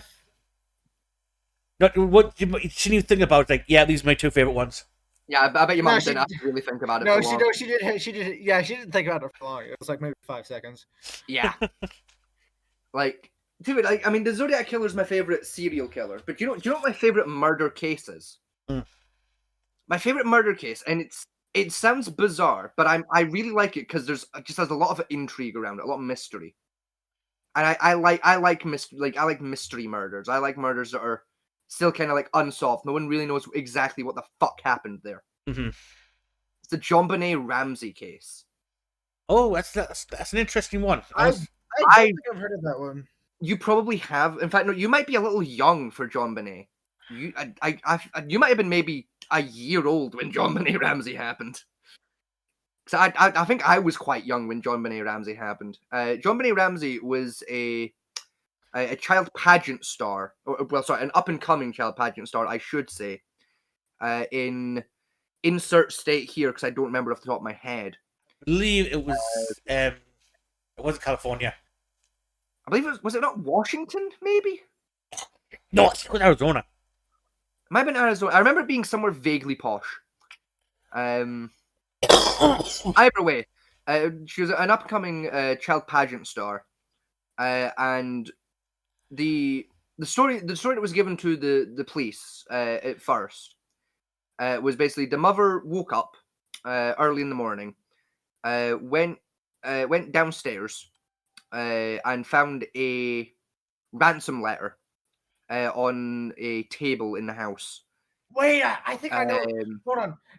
I think I know this one. Didn't the mother make everything up and she was the one that killed her kid? No, they never actually solved the murder. They never solved it. It's still unsolved, yeah. Yes, it's still considered. I remember. I could have sworn I remember hearing something about one. No, there's obviously because again it's an unsolved case and there's a lot of weird details in the case. There's a lot of conspiracy theories about what happened. One of the more prevalent ones is that the mother did it. There's a lot of people that think the dad did it. There's a surprising amount of people that think the brother did it, and honestly, I don't blame those guys because it looks a lot like the brother might have done it. But yeah, basically, continue on with the how. Yeah, so basically, the mother found a ransom note. Police were phoned. The police were checking the house. The husband/father went downstairs into the basement to. He was either checking something or looking for something. One of the two, which is where he found the body of JonBenet Ramsey. And this is the main reason why people think the father did it. Was the father basically disturbed the crime scene and wrapped JonBenét's body in I believe it was a blanket or a carpet, one of the two. I believe it was a blanket. Hold on. Hold on. This is really interesting, but I just saw something. Smile. Okay. Donut operator paid the legal fees for the Korean Navy SEAL YouTuber who beat up Johnny Samal. Fair enough. That could have waited. I don't care. It made me smile. So yeah, fair. So the father disturbed the crime scene and wrapped JonBenét's body in I believe it was a blanket, and brought the body upstairs. I mean, a lot of the intrigue around the case comes from like assuming it was someone from outside the house, which is unlikely. How did the person get in? How did they get out? Like, if it was someone in the house, like, was it one person in the house? Were all three involved? Because like, how the fuck do you murder a small child, a small little girl at that, without someone hearing something? Like, and even if it, like, going back to the idea children tend to scream a lot, unless you're able to get like a decisive blowout that knocks them unconscious or like renders it so they can't yell. Like they tend to scream a lot. So the question comes from like either way, if it was in like an inside source and outside source, like, what was the coroner's like cause of what was the cause of death? Like how was he killed? I don't remember off the top of my head. I would have to double check that at a later date for you. I don't remember specifically. I mean, like it's a very, very prevalent case. Like it's not hard to track the info down if you are curious. Same goes for you people at home. Like if it's a case that interests you, literally just Google JonBenet Ramsey or put it in on YouTube. It'll pop up. Like you'll have no fucking difficulty finding a news source or a YouTube video talking about it in greater detail than I can off the top of my head. For me, I mean, one of the worst ones I think we covered. I think we covered on the show actually. We might have done. Was that woman who killed a baby? Yes. I think we covered the actual interview. Casey Anthony? No, different woman. We're looking at the interview after the police interrogation of that one. Oh yes, I remember. Yeah, yeah, and that was a rough one. Yeah, that one was fucking. I'm not familiar with what you guys are talking. I'm only passingly familiar. Like I don't remember a lot of the details of the case because I've kind of purged that episode of this show from my mind because I remember it being fucking rough. But it was. I mean, basically, a woman was taken into the police for interview. We've got the guy who was basically doing about the psychological breakdown of police interviews and police techniques during interviews itself. Yeah. And this woman coming in after suspected of killing a child, and the child's death was horrific. It was bounced off walls, stuff like that. Stabbed. I think it was 20. You're not supposed to play ping pong with your baby. No, it's doing worse than that. It was stabbed 27 times, still alive. So then caved the skull. And he was still alive? Yeah. And it unfortunately was alive for most of the injuries it sustained. Got several stabs to the head. Eventually, she cut the head off and left it in the child's seat on the bench in the kitchen, which went back to bed. Now, if you know anything about the science behind decapitation, you know why that's way worse than it sounds. Yeah. I actually don't know the science behind decapitation. I'm going to regret asking this, but what is it? Consider yourself lucky, then. I'm not digging at that one because that pushed the topic way into the dark zone on that one.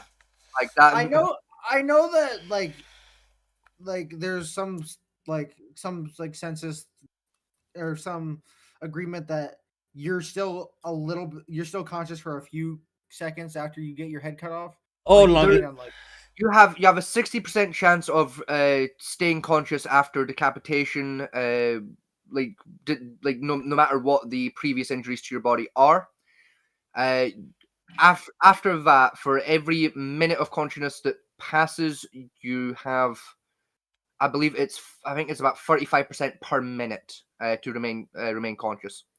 The current I say the current. The record I remember it being was set in the 1800s by a person that was executed by decapitation in France, who reportedly remained conscious for 25 minutes. Yeah.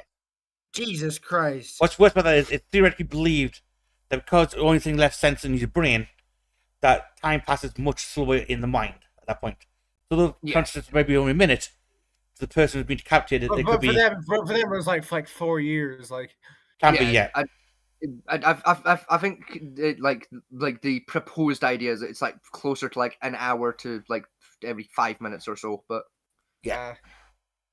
So the brain does weird shit when it starts suffering from like oxygen and blood deprivation. Yeah. It's one of the unfortunate side effects of your body's self-preservation techniques. Yeah. Wait, how is that a response to like? Because the body considers the brain is the most important part of the body, so it shuts down.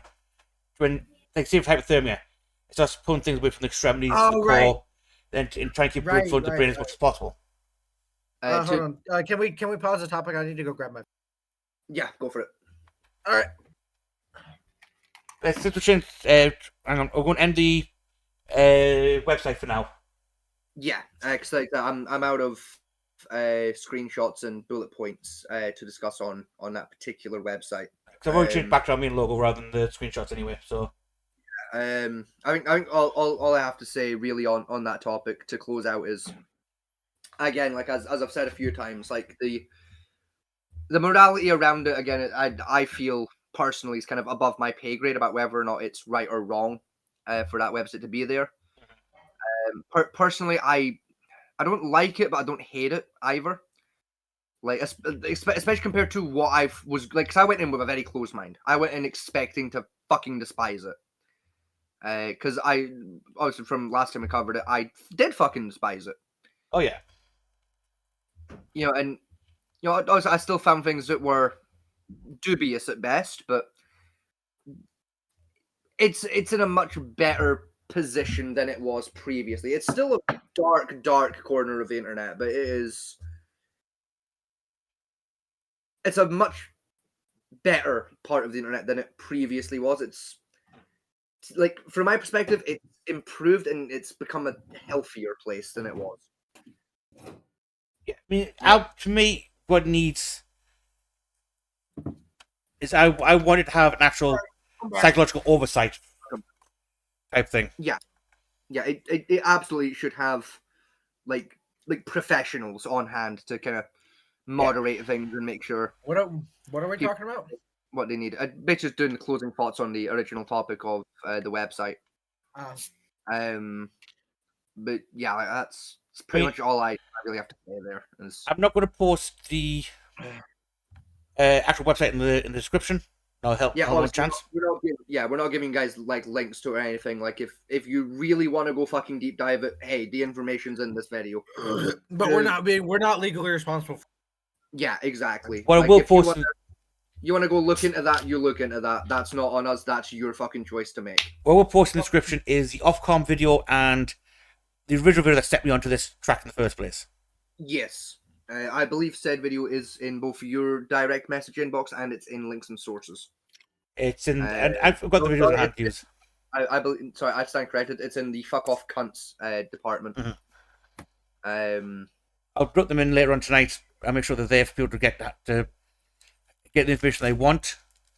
And that's, and like I say, to me, I can understand why sites like this exist, but I think they all should have like medical oversight to them, and not just left to random fucks with the moderator badge. Yeah, no, 100%. I do agree with you there, but again, at the same time, from what I've seen, again, I dug back about 4 months in posts. They're not doing the greatest job in the world, but they're doing much better than they were, and a lot better than I expected.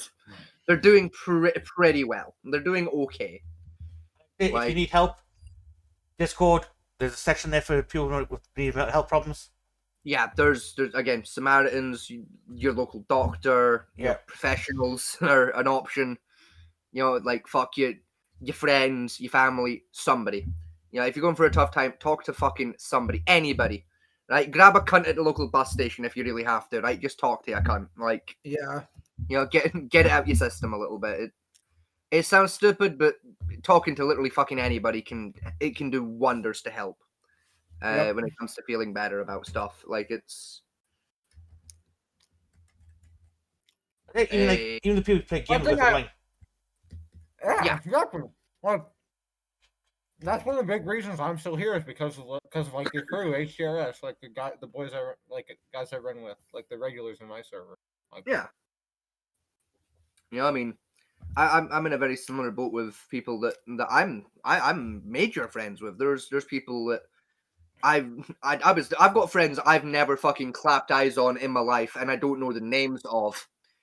That I consider to be like fucking family to me. I wouldn't be around if it wasn't for them, and I wouldn't be the person I am if it wasn't for them.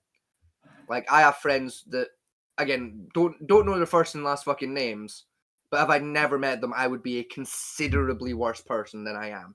That's one thing that helped me with my depression and stuff, was the fact of online gaming, and honestly, God, setting up this fucking podcast. Oh yeah, 100%. Like as stupid as it sounds, because again, especially with episodes like this where we talk about really dark shit. Yeah. Like, this podcast's done fucking wonders for my mental health. Like, having a platform where if there's something that's really fucking grinding my gears about society, I can just come out and go, "This is fucking stupid. Why is this happening? This is what's wrong with it. Here's some solution to it." Like the one we did with what your government did the other. Exactly. Oh yeah. Like it. It's stupid because I know for a fact, me just coming on here and just ranting about the government's doing this and it's wrong isn't gonna change. Yeah. It's not gonna do anything to change the fucking problem. No. But it makes me feel a little bit better that I get to just fucking be mad about it in a healthy way with people who I can have a conversation with about it. Essentially, it's just screaming into the void at this point, but still, that void's still there, and I'm still screaming into it. Exactly. Yeah. Even if it's only the void that's listening, something's fucking hearing me. Like it's a start. It's actually when we first started the channel, a lot of people start these channels like, "Oh, I'm gonna make it rich. I'm gonna break into the algorithm and make it rich." We've never cared about making rich of it. Yeah, I don't give a shit. I used to give a little bit of a shit. I used to. I mean, you'll remember this, Fat Man T, in the early days. Where like fucking would be setting up an episode, and I'd be in the background in the back pages of YouTube, being like, okay, we set these tags, and this will help in the algorithm, and just like slowly over a few months, I was like, I am wasting my fucking life typing these things out. Fuck it. We're either gonna make it or we're not. Me doing this isn't gonna make a shit of a difference. Fuck it, I don't care. I mean, at some point, probably get taken a bit more serious now and again, like we sometimes do. But the general point is, if we make money of it, great. If we don't, I don't give a shit. I mean, we started this whole podcast expecting to be banned within the first 6 months. Exactly. We had no idea we were going to get to almost free. Just doing this shit for fun. Yeah, purely for fun. Like, covering topics we found interesting at the time. I mean, it's the same with like pretty much every project I get into. Like, I'm not doing it for the money. I'm doing it for a bit of fun. Like with the chainmail that I'm making in my free time. Yeah, I could turn that into a business if I wanted. There's good money in the chainmail business, but I don't want to. Oh yeah, there's great money in the chainmail business. Like a chainmail gambit. Oh yeah, like a chainmail Hobart, like the one I'm making. Like I could sell one that's like in decent condition, like online for like about $2,000 easily, all day, every day. And there's a decent market for that because you've got people that do like HEMA and Renaissance fairs. And, cosplay in general. Like there's a major market for that kind of material. You're thinking of Bogafa, which is the full combat version of HEMA. Yeah, there's guys like that would fucking eat that shit up. Like there's a potential to do a business there, but I don't want to, because I don't want to spend all day of every day, like essentially doing something I find vaguely relaxing, and doing it all day every day, stressed out about it, trying to keep up with demand to make money. Yeah. Like if I'm going to do something to make money, I want it to be something that I care about, but I'm not going to be stressed about. Like I don't want to be sat there with something I used to enjoy and begin to hate it because I'm stressed. Like, oh, excuse me. I don't feel say like the best job is find something you enjoy doing and try and find a way to make money off it. Exactly. I enjoy doing the podcast, but the problem is though, right, the stress behind the background of it. Digging through the algorithms, trying to be PG and everything we say, not do say all the nasty, naughty words that YouTube doesn't like with COVID. Reading through ads data all the fucking time, and then never the drama shit behind it of, well, this YouTube's pissed off, they've got to respond to it. It's like, no, I do not. Yeah, like one of our outros earlier on, and it still is. If you've got a complaint about the show, please feel free to leave a comment about it. Yeah, but be warned. We probably won't give a shit. Oh no, I'll read it. You can comment anyway. You make it better. I'll read it and I'll post that comment. I'll gather comments, do it live on it, and laugh at you for it. Yeah, I mean, I like an actual valid criticism of just like, hey, like your audio is a bit scoffy. Yeah, we'll take that. 100%. We'll take that. We'll look into it. We'll try and make it better. I mean, you go back about 3-4 months. You can hear the audio now versus a couple months ago slightly better. I got a couple complaints about it. I made some slight adjustments. I was working on a different project anyway on Fat Man T's computer. I had to make a little microphone adjustment for that. It made the microphone sound a lot fucking better by default. So I just kept the change in by default because it's easier. We now put a soundboard for the show, and it was shit, so I threw it away. Exactly. If you have a genuine, valid criticism, yeah, fucking grand. Fire it away. We're open. If you're just going to go into the comments and go, oh, well you guys are bad because you agreed with this YouTuber about this and you hurt my feelings, fuck off. I don't care. I do not care. Yeah, suck my cock. Suck my cock, I'll drink your tears. Yeah, it's like, you called this person by like fucking she, her pronouns, and they go by they, them pronouns. It's like, yeah, okay, my bad, I don't care. Are you them? No, shut the fuck up then. Did I do it on purpose? No, shut the fuck up. Okay, that brings me to something else. What is this whole thing? Like, I know this isn't a new thing, but it's like, why do people make it like their entire personality to get offended for somebody? Because it's fun. Like, it seems very prominent among white women. Well, it's part of feminism. The fourth way of feminism was intersectionality. I actually have a theory about it. Right? This would be good. I genuinely think people like that, like the kind of people that like get mad when, like, say for example, right, you like exactly like you said, right, you got a white woman, right, average height, average size, average everything, right, mid-40s. Fuck all wrong with them. Even if they're, like for the sake of argument, right, let's say they're about 25, 26, right, but average age, just average woman, number 5, right. Let's say right here on the show, right? Let's say I make a joke about, I don't know. I make a joke about a guy in a wheelchair, right? Make a joke about, not particularly like mean joke, or I'm not specifically, there's a guy in a wheelchair, I'm going to bully that guy in a wheelchair, right? It's a made-up man in a wheelchair. It's a vaguely funny pun about wheelchairs, right? Or wheelchair users, right? Yeah. This basic woman, right, gets offended because how dare you make fun of people in wheelchairs? They're disabled, right? My genuine theory for people like that, right? They're what I call reverse bigots, right? They're people that have basically gone so far into not being a bigot, they've accidentally looped around into being a bigot because they don't realize what they're doing, right? Is by treating... Actually, no. Okay, yeah, hold on. Yeah, I just that just came back to me. It's like, if you exclude somebody from making a joke about... Shut the fuck up. We're going to get there. You've skipped ahead of me. We're getting there, right? Down, Bessie. Right? What they genuinely don't realize, right, is by taking someone, say, in a wheelchair, right, and getting offended on their behalf and saying on their behalf without them fucking asking you to, that making fun of them is wrong, you are basically saying, not just to me, but to that person, you do not believe that they are capable of defending themselves. And if you ask me, that is genuinely morally worse than making fun of them. I was gonna say that it's technically bigotry to exclude to not make jokes about them because exactly. Like as someone who has a lot of physical and mental problems, you could easily make a lot of jokes about, right? I would genuinely rather have it be, right, that a complete fucking stranger made fun of that issue, right? Not necessarily made fun of me, made fun of an issue I have, right? I would genuinely rather they made fun of that than like they just no more jokes ever happen again.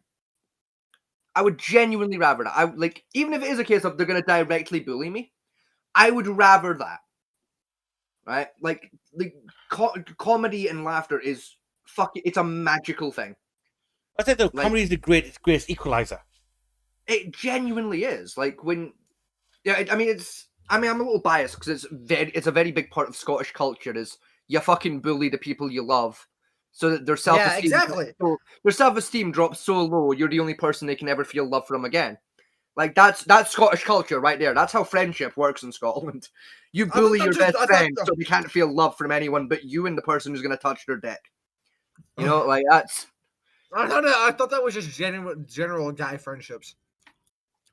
I mean, like it is to an extent, but like the way like you and the boys bully each other, and even the way I bully you guys, versus how like me and my Scottish buddies go at each other. Huh. Jesus Christ! If you were present for me and like a lot of my Scottish buddies like bullying each other, you'd think we fucking hated each other. You would genuinely think we fucked each other's mums. But the way we go at each other is vile, and we love each other because of it. I mean, get the point thing again about the white woman. Is Winston Churchill came up with coined the original saying. You know, the next greatest fascist will not be the fascists; they'll be the anti-fascists. Yeah, no, 100%. I mean, I hate to admit it, but you can see it happening today. I mean, case in point, Antifa. Yeah. Right. So-called we're anti-fascists. We're against. Don't even get me started on those chuckle fucks. I said, don't even get me started on those chuckle fucks. Oh yeah, because they say it, we're here against anti-fascism. So in order to stop fascism, what we're going to do is that guy over there has got a slightly different opinion to me. We're going to kick the shit out of him. Mm-hmm. We're going to have a lot with Ben Chappelle. Ben Chappelle? Dave Chappelle. Dave Chappelle. Do you guys know the YouTuber The Click? How do you mean? Hang on, 1 second. Do you mean Ben Dave Shapiro. Chappelle the comedian or Ben Shapiro the producer? Ben Shapiro, the Jewish guy. Right, I was gonna say, do you mean the white one or the black one? Which Chappelle are we talking here? The white one. The Jewish. Yeah, right. Ben Shapiro. Now, don't get us wrong. He has a lot of controversial topics that I don't agree with. He also has some I do agree with at the same time. Yeah, 100%. Right? And again, he had a lot of problem with Antifa trying to stab him and all that. So like he's going to argue with it. Talk to the guy first. Air your grievances and talk about what your views are in versus his. Yeah. Because one of the biggest ones I've got at the moment is the Palestine argument. Yes. Where people saying Palestine should, Israel should free Palestine from the river to the sea. Yes. Which basically eliminates the Jewish state. Now, my big problem with that is I've looked into like the history of that region, that particular area. Yeah. Palestine doesn't exist as a country. Never has done. Yes, it's technically it's a city-state, but even then, it's a rough attempt. It's the only time technically a Palestinian government actually existed was after 1946 when the British was, we can't be asked to deal with it anymore. You can have it. Yeah. You know, it was divided between the Muslims and the Jewish, and we did it in such a fucked way. We knew we were going to cause shit later on. Sorry, give me. I'll be back in 2 seconds. I just your dog is being obese. I'll be 2 seconds. I need to go grab another slice of pizza. I'll be back.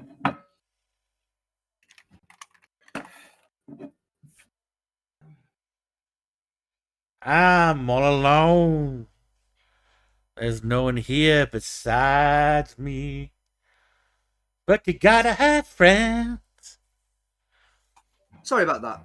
Fat Manty's dog was being fucking stupid, so I had to get rid of him. What was he trying to eat? Stupidly, he was trying to eat a carrier bag. Sounds about right. More specifically, he's trying to eat a carrier bag and a bag for life at the same time. Because they're on top of each other. Mm-hmm. So he got chased. Sounds about right, dipshit. Yeah. But no, like what we were talking about there with Israel Palestine. Yeah. Like, I agree and I disagree with the Free Palestine movement. I agree and I disagree. The base sentiment, right? The base sentiment of, like, look, bombing civilians is fucking wrong. Yes. Like, we shouldn't be fighting over this shit. It's fucking stupid because, let's be honest here. They both read the same book and they pray to the same guy. They just call him a different name and believe he had a different child, right? Yeah, essentially. That realistically, that's what the differences boil down to between the Bible and the fucking Quran, or the Torah and the Quran, or any fucking religious text between each other. You're all praying to the same fucking guy. You just have a different opinion about his name and abilities, right? That's all it boils down to, realistically, right? Even like multi-godded cultures. Realistically, it's still the same shit. It's still the same general consensus going on. You just believe there was 12 of the guy rather than one of the guy. Like, realistically, that's what it boils down to. It's nothing to fucking shoot each other over. I'll be right back. But at the same time, I do understand why Israel are being the way they are about it. Oh yeah, I understand. It's not like, habitual line crosser. Can I say something? Go for it. Habitual line crosser explained this really well when it comes to the jihad versus Jew thing. Mm-hmm. Israel watched like what America did in like Iraq, Afghanistan. They saw how we played with the kid gloves on. They saw it didn't work. Yes. So what they're doing is they're taking the kid gloves. They're done fucking around. Yeah. At the same time though, there's a big difference between take the kid gloves off and don't fuck around, and purposely targeting civilian fucking targets such as hospitals and schools. There's a very big difference between the two. One is understandable. The other one is fucking genocide. There's no other way to slice it. If you're bombing civilian hospitals, you're committing a genocide. There's no other way to look at that. Wasn't that hospital taken by which one? There's been a few wiped out. You mean the first one, the second one, the fifth one, the 15th one, the 19 separate Red Cross hospitals? Which one? I only knew of one instance. Yeah, and that right there's a problem with American media, specifically American news outlets. Yeah. I mean, I know of I think 16 total hospitals being bombed in the past 40 years. I'm aware of just the current conflict from like the last few years, from before and after the most recent ceasefire. The last time I checked, it was up at 23 civilian hospitals and I believe 17 Red Cross hospitals, if I remember right. Which is the biggest number ever, Titan Red Cross, because like internationally that's been known as like a do not touch thing. And Israel continues to get away with it by using the excuse of, oops, we were aiming for the thing near the hospital and we missed. Yeah, even hit. It's like first time, fine. Fucking 17 fuck ups. Nah, you're taking the piss now, lads. I mean, that is bullshit because again, we live in an age with like laser guided munitions. Yeah, that Israel has access to. They have laser guided munitions. Well, yeah, I mean, Israel's got the most advanced armed forces of anyone in the region.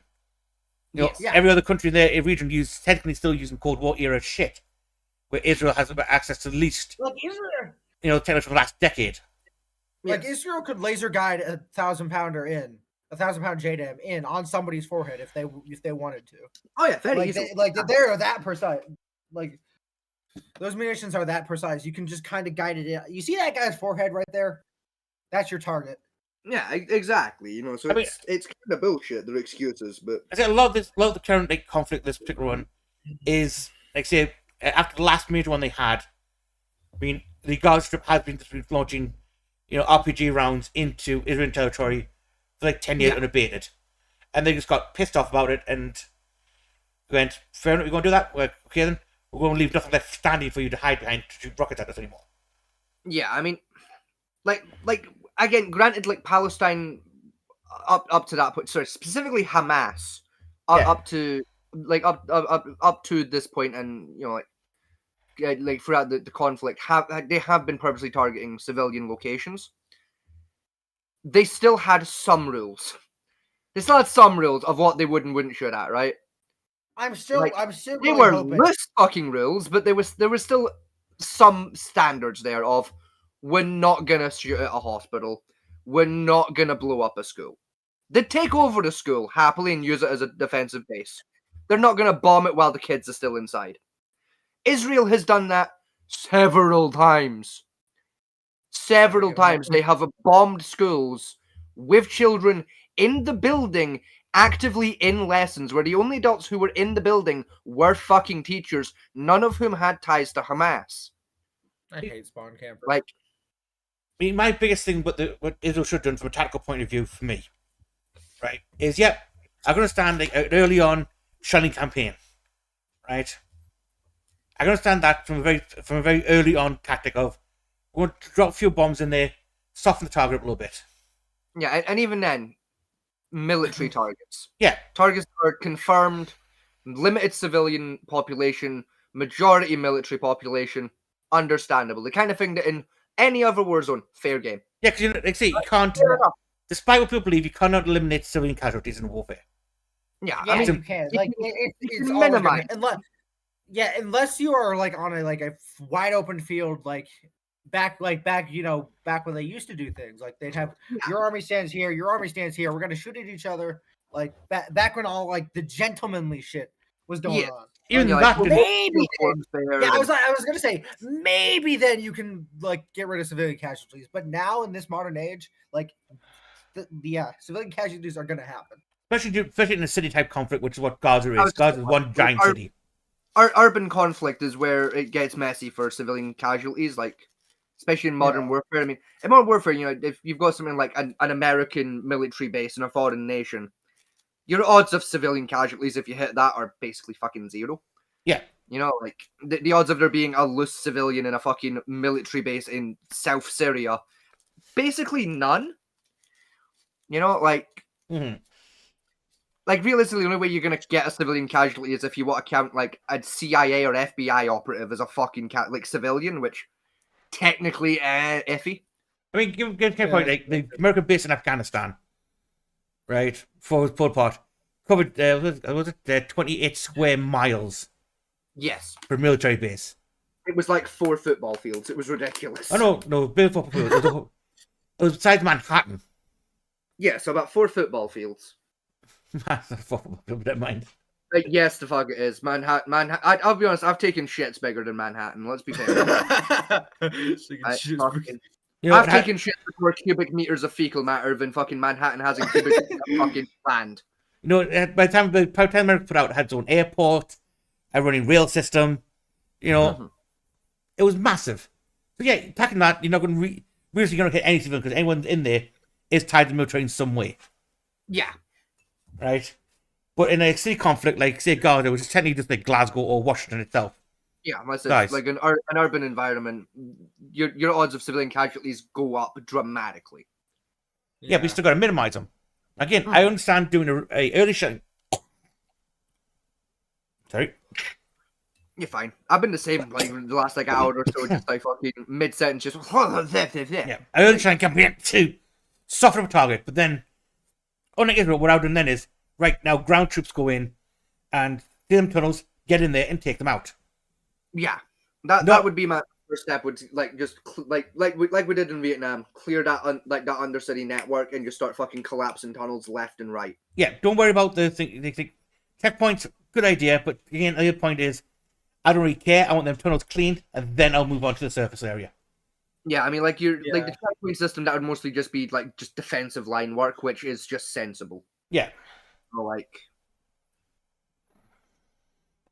but no, Israel's still adopting the idea of if we drop enough bombs on here, it'll solve the problem. Well, it will eventually, yes, because there'll be nothing left. Look, all I'm saying, right? All I'm saying. During World War II, when the Nazis were occupying fucking Paris, the Nazis were more polite about how they were trying to deal with the French Revolution. The French Resistance, rather, than Israel is currently being about dealing with fucking Palestine. Now, if you're in a situation in war where the Nazis were nicer about it, you're probably a little wrong. I mean, that's it. A little wrong. No, here's my point, right? This one is the Red Cross being hit several times in Gaza, right? Even the Nazis didn't touch Red Cross supply lines or ships. Yeah, the Nazis didn't touch that shit. The literal cargo illegal. Even Stalin and Mao. Yes. Right. Mao to me is like one of the worst dictators in the history because he wiped out 30 million people by himself. Yeah, one of the most prolific genociders in human history. He left the Red Cross alone to do their shit. Mm-hmm. You know, if he can do it, I'm sure Israel can do the same thing. Exactly. You know, like it's with the Israel-Palestine conflict. For me, you know, it's I see both sides of the argument, but I'm not on anyone's team because, frankly, both sides are just wrong. Yeah, both sides bag each other at the point. Yeah. I mean, if you don't do the problem, take out Iran. I mean, yeah, you take out Iran, you take out the supply and funding to Hamas, but yeah, at the same time, it's a much longer, much more open conflict. I mean, Trump's idea is even worse, where basically he's going to march in the 7th Fleet, move every person out of Gaza, either put them in the desert or make them all go across the border to Egypt. Yeah. And then build a holiday resort. Even Egypt doesn't want them. Yeah. They shut their border down a long time ago. So his next bet is he's got to force them on to Georgia. Yeah, and then, like I said, his plan from there is to turn the Gaza Strip into a fucking holiday destination. Yeah, the Dubai. Who would want to take a holiday to the Middle East, though? Let's be honest. Dubai. You'd be genuinely surprised, actually. Dubai, Constantinople. Jeddah. Saudi Arabia. Jericho. Jericho. Tel Aviv. There's quite a few nice places to visit itself in the Middle East. And that's Jordan. I don't know if you said Jordan, but Jordan. Jordan's a bit more unstable politically, but still nice cities. Nice cities there. Beautiful city. You know, like ancient sites to go visit, beautiful architecture, fairly friendly locals. You know, lovely city. I mean, again, I saw another video about it from American, which I still love this day. It's a brand new one coming today. It's like this woman literally went on and says, "I don't know what people how big about America is.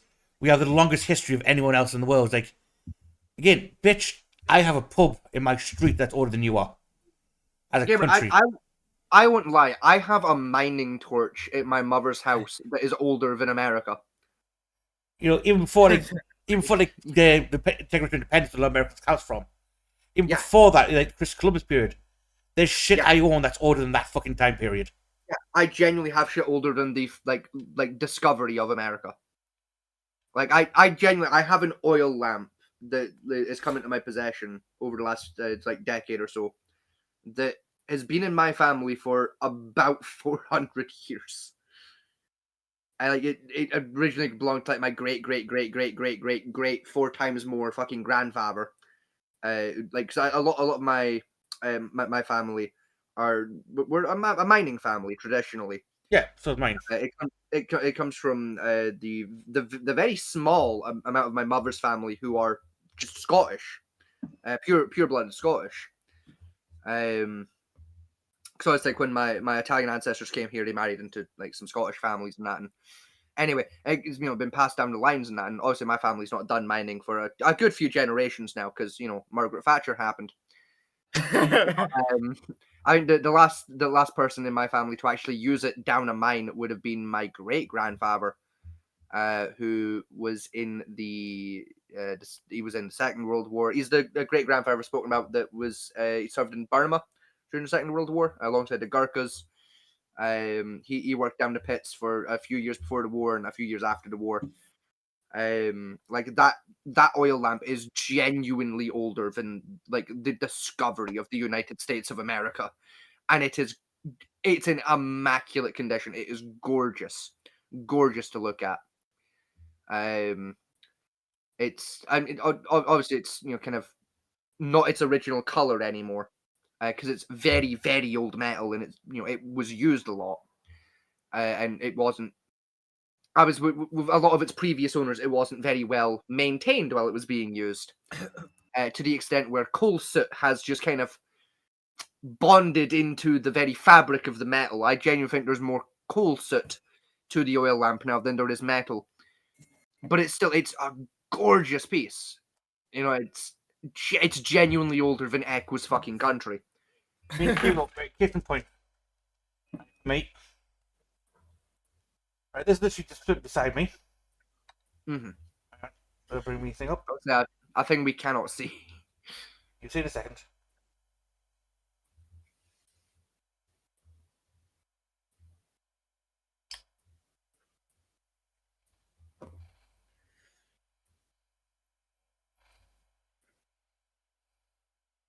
I have a question to ask you after we've finished with this little topic, but it's nothing I want to like get into. I just like I want to confirm a thing with you. All right.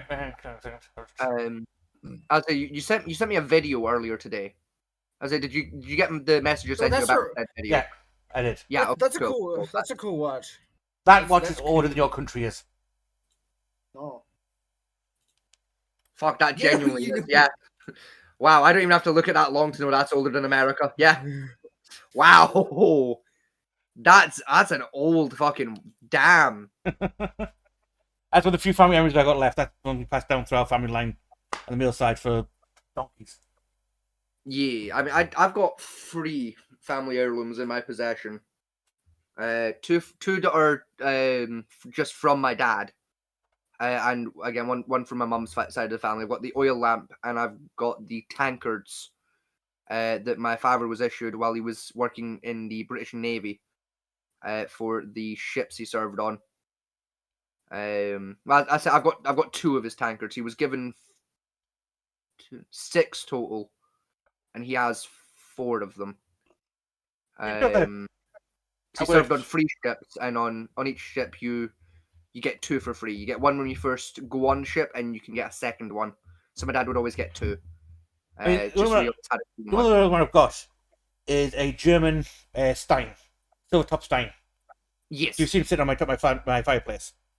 Yes, right? It's gorgeous. Yeah, that one dates back to I think 1841. Yeah, and that's quite a rare model one. The rarest ones are the ones that date back to like World War II itself. Yeah. As my dad's ones from the Navy are I think like 1981 through 92 respectively, give or take a few years there. Because I can never remember what year my dad left the Navy. It was either 92 or 95 when he left. But I think we're going to have to talk a little bit for the Israel Palestine. I know why Trump's doing it for. Right? It's not because he cares about Gaza at all. You know, he doesn't give a shit about Gaza. Yeah. What he's after is the African Passage. Yes. And I don't know if everyone knows what that is. No, I don't. The only thing is, right, is like I understand. We'll get to the African Passage. I understand why Trump's doing it, right? Fully understand the idea. Fully get the plan. Unfortunately, I can see one major fucking issue with the plan. To do the evacuation in the most effective way possible, one would have to load a significant amount of the civilian population onto the boats and move them. Yes. That opens up the same problem as kind of Israel is having and why they're very, very strict on the border of how do you know who's a civilian and who's in Hamas? Trump doesn't care. He just wants everyone out. Yeah, the problem is, though, because he should care, is what's going to stop a Hamas fighter from going a little bit rogue and smuggling a fucking bomb onto your ship? You know, like security on naval vessels very high and everything, but also they're very explodable. So why the fuck would you risk it? They're very explodable from specifically inside. You know, if I get an explosive inside your ship's probably fucked. So what you're saying is we shouldn't take civilians. We shouldn't be taking civilians from an active war zone where the combatants of the region are cowards and don't wear proper uniforms. Yeah.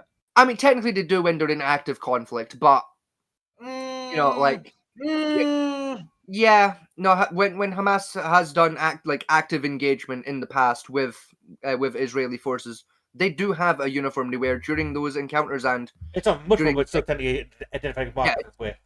It's a very simple uniform and very similar to civilian guard, but it has enough distinguishing differences to be a uniform.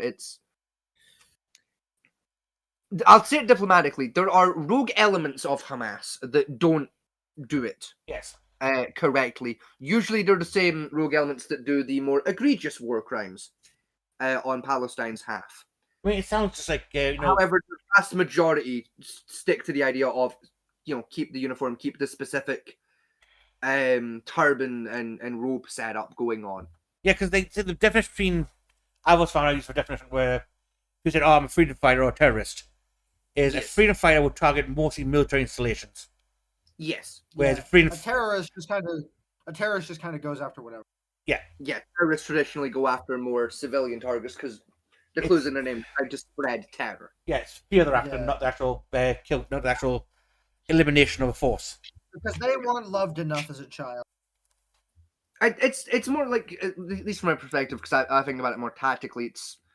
It's more an idea of like it's easier to defeat an enemy that's scared of you, and it's also a lot more easy to corral and control a civilian population that's scared of you once you have won the conflict. Actually, it's problem we had with it's all stems from like Vietnam itself as a mock point is. Yes. The civilian population rose up to such a point where it drowned out the military aspect of it. To the point where, because they said eventually the government can no longer say like, we're not going to deal with any, we're not going to annoy you anymore. Fair enough, you've said your point, we're going to stop the war. And that's technically what ended the Vietnam War at that point. Yeah. With terrorism, the idea is you terrorize civilians so much to say, look, stop this because we're sick of being scared. Yeah. And that's very useful for controlling a nation through its people. Yes. It's not a great long-term solution, but it effectively works to some degree. I mean, if you do the follow-up right, it can be devastatingly effective. Uh-huh. There's just very few historical cases, from modern time and further back, of it being done correctly and being effective. Yeah, because I mean, I go back to one of our favorite books, the Machiavelli's The Prince. Like theoretically, terrorism on paper is taking a lot of the core ideas behind Machiavelli's The Prince and putting them into effect. They're just kind of missing a lot of the more important follow-up. Yeah, because they say, and the book says, do all your cruelties at once, and then don't do them again. Yes. The problem is when you're taking over via a military coup, realistically you have to do all your cruelties at once during the war, and then do all your cruelties again, in the very early days of gaining the power, to let the people know, hey, I'm still that prick, I will still fuck you up, but I'm not going to do it unless I have to. That's the step I genuinely think a lot of terrorist groups tend to fucking forget once they do get into power. They do all the fuck shit, they get the power, and then they go very touchy-feely. I mean, the most obvious example is Syria and Afghanistan and Iraq, with their terrorist forces that ended up seizing control. Look at all those countries now. They did all that terrorist shit during the war, they got power, now they're trying to become tourist spots.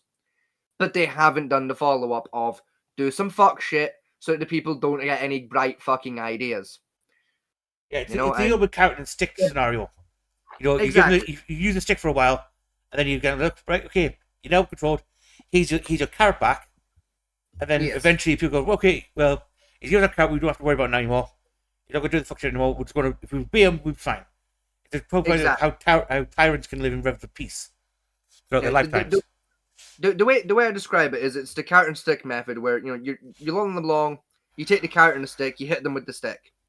You hit them with the stick, they go, okay, you're in charge now. So you give them the carrot. As they're about to walk away with the carrot, you hit them one last time with the stick to go, remember, I still have the stick. Yeah.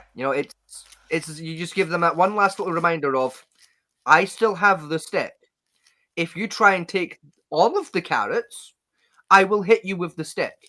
Because I like the carrots. I'm willing to share the carrots, but you're only getting so many of the fucking carrots. I'm having the rest of them because I have the stick. Again, it's what the problem modern politics works.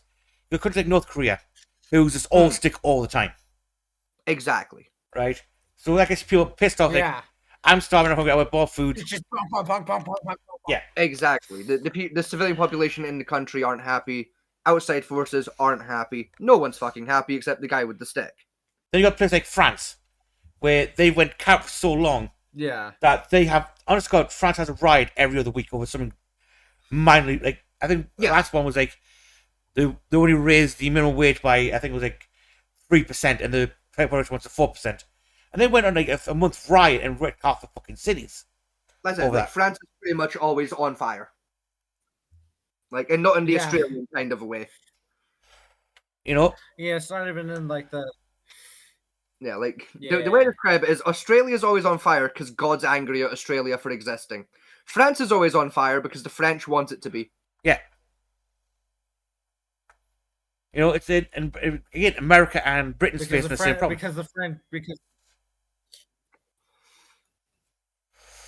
And that Trump is now becoming a stick.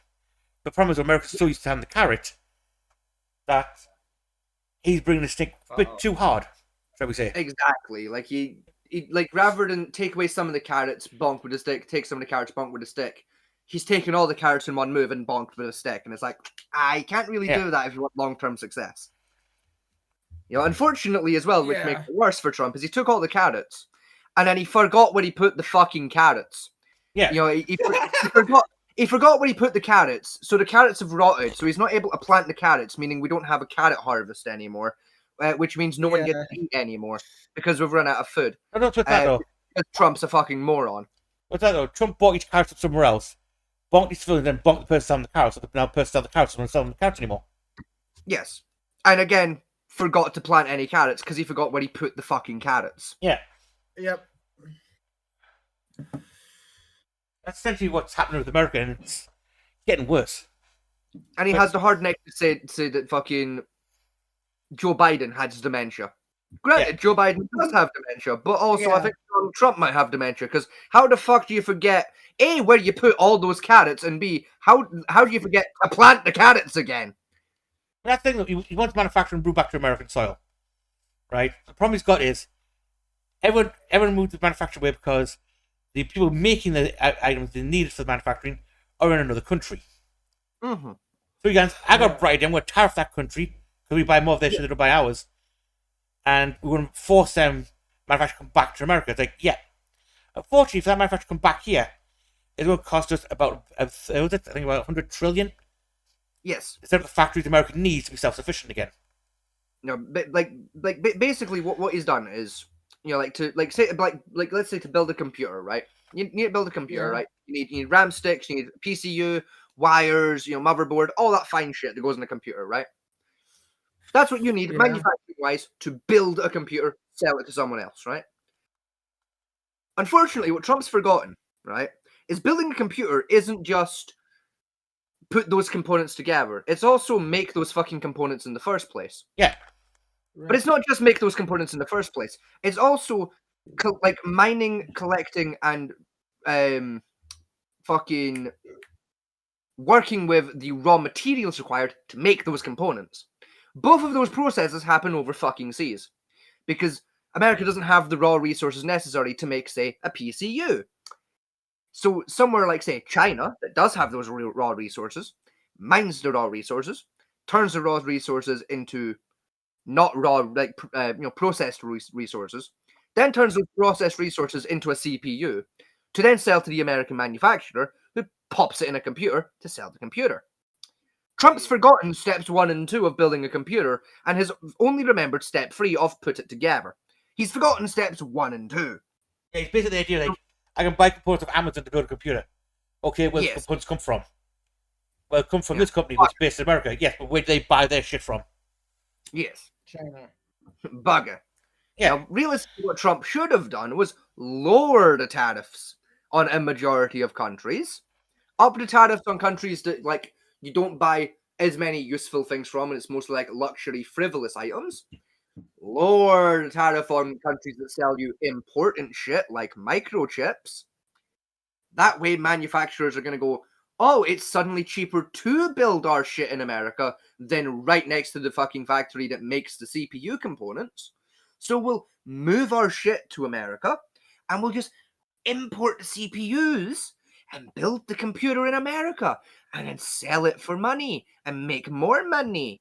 That would, because if the company sells the thing for money and makes more money than they were before, and they're selling it in America, where now they're building it and got their headquarters, America makes more money on the taxes. With the 2 prime examples, right? One is Switch 2. Mm-hmm. Right? A lot of companies in America are not buying it because the tariffs are that high at the moment. The tariffs are that high. cost them the best part of $1,000 to ship it in, and then it's going to cost the consumer the best part of $2,000 to buy it off them. Yeah. So it was some brother was saying, well, we'll just build the factory here to build the Switch 2 in the country. Get no chance. Yeah, that would take $10 billion just to set the factory up. That's just like an assembly factory, not the actual component factory. Yeah, it's still the price issue because you still have to import the raw components, which are tariffed, which is still the same issue that's causing the base model to be expensive. Yeah. It would take 10 years to get the factory built needed. Yes, by which point Switch 5 will be fucking out. Yeah. Dear God, I hope they don't go that far. But it's Nintendo, so. I do, because unironically, I kind of like the Switch. I think it's a fun Actually, Fat Man T, I've got a question for you. Okay. Who do you hate more, EA or Nintendo? EA. For me, it boils down to between EA and Nintendo. It boils down to what metric you want to measure the company by. Essentially, yeah. I mean, my biggest gripe with Nintendo, and always has been, is they can make a beautiful console, right? GameCube. I'm so pissed off about GameCube. Yeah, they make fantastic tech that's way ahead of its time, and then they do dog shit marketing on it. Yeah, and they'll forget to make games for it. Yeah, but on the flip side, they'll make something that's about average and do fantastic marketing on it, and make too many games for it. And it's like, pick a lane. Either don't market your shit or over market your shit. Pick one. Either way, you're losing money. Pick one. Pick a strategy. Yeah. For the love of God. If you're dead set on fucking this up in a way that's going to cost you like billions of dollars and lose money, pick one of the two. Don't do both intermittently. I'll give you a prime example of this, right? The Nintendo DS, right? Yeah. When that came out, it was still only a 16-bit cartridge system. Yes. Right? It was still fantastic technology. Worked flawlessly. Yeah. The beautiful graphics for the time period. Great stuff. Right. At the same time, the PSP came out. Yes. Objectively, it's 1,000 times better technology, more user-friendly, and more usefulness to it. Problem is, though, the marketing on the Nintendo DS was so high in Western countries that no one ever considered the Switch. The PSP. The PSP. Yes. Which is a shame because it is a shame. It was objectively a much better thing. I loved it. There's a whole episode of South Park where Cartman tries to whack Kenny to get his PSP. Yeah. Yeah. Now again, in Japan, the PSP rules over Nintendo by a long margin. Yeah. Right? I mean, that's what. To be fair though, I genuinely don't think the marketing would have made that big of a difference in that fight. Like personally, for me, like I like both consoles, right? And I can fully admit the PSP is a better console. It's a better device than the Nintendo DS. But I genuinely prefer the Nintendo DS. I remember when I got my 3DS for Christmas. I played the shit out of that thing. That's the thing. That's the point we've got. In the Western markets, we're so ingrained into our mental stuff about Nintendo and the Game Boy in the handheld market that we won't consider anything else. See, that's not what it is for me, right? I'll tell you exactly why. For me, the DS won over the PSP, right? From my consumer point of view, as someone that like considered buying both, right, and has used both. The reason I genuinely prefer the DS and purchased the DS instead of the PSP, the DS was smaller and therefore easier to fucking move around. And when the point of the console is it's portable, that's kind of a big selling point. Is it's more convenient to have this in your pocket. No, it's about the size of your phone.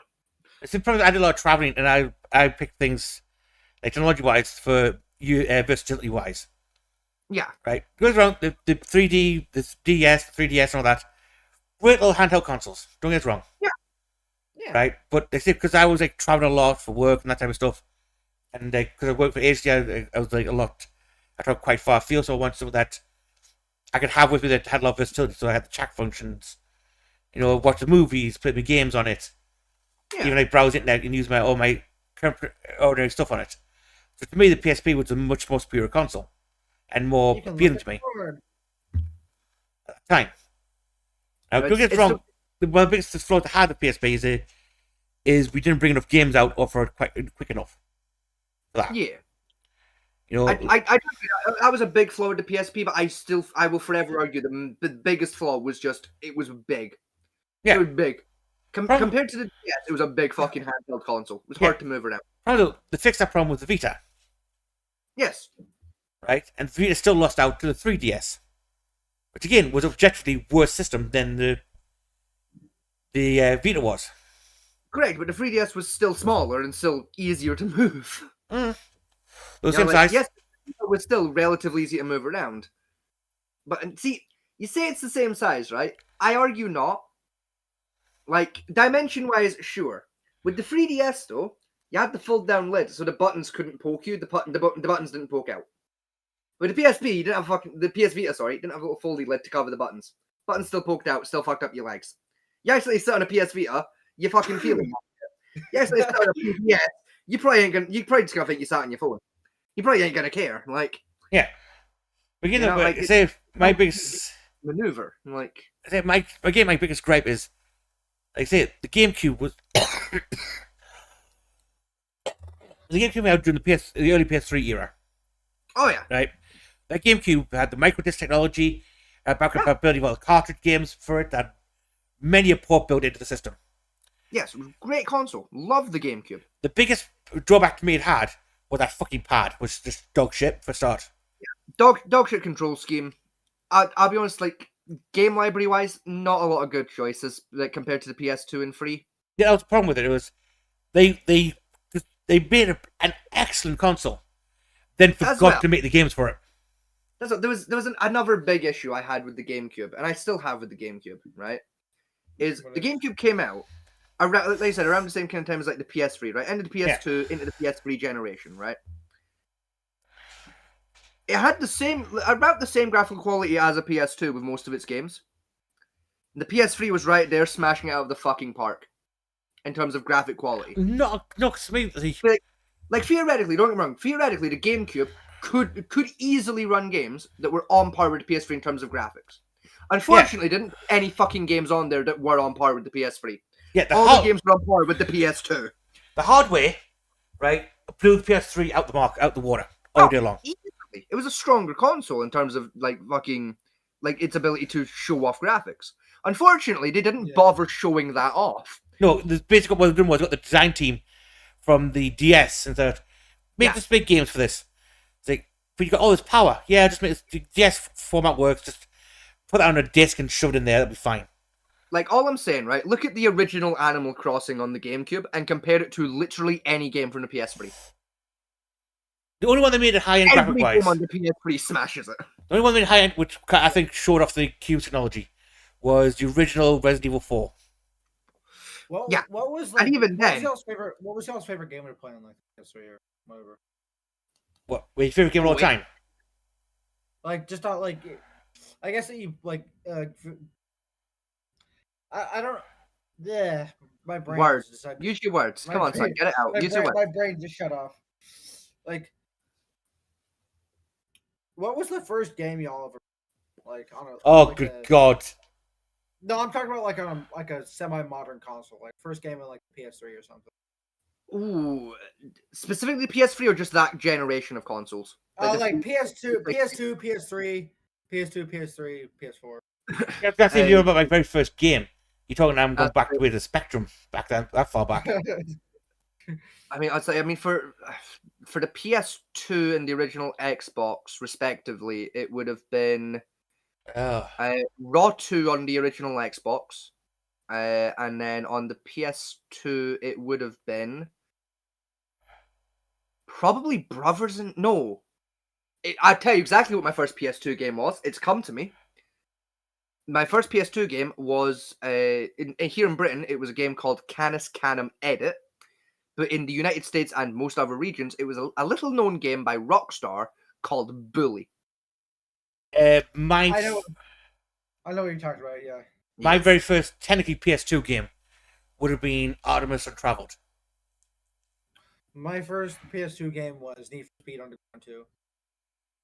If you got my very first game ever I played was I programmed my own version of Pac-Man into a old Acorn CC7 system.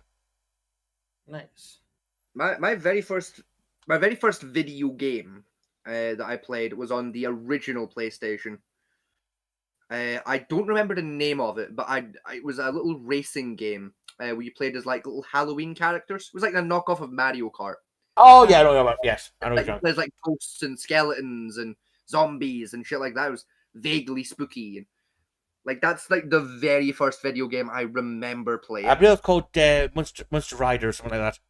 Something along those lines. Yeah, that was my very first game I ever played was on an old. I think it was an N64. My Aunt Jenny has, and I played Super Mario. My very first dedicated console game, right? For console, you're talking, I think now, it would have been Alex Kidd on the Master System 2. I say for PS3 and 360, I remember those quite well because I think I was like just becoming a teenager when I moved up to 360. My first game on Xbox 360 was Fable 2. 360, it was Call of Duty, Modern Warfare. My first video game on the PS3 was a Madden game. Unfortunately, As it my first on PlayStation. I went from Madden to a hunting game to Battlefield Bad Company. See, technically, my first PS3 game was a PS2 game because I only bought a PS3 because my PS2 died. Yeah. It was just cheaper to get a PS3 than buy a new PS2 at the time. My first game I still have my old PS2 and it still works. Mine sadly died a few years ago. Mine blew up.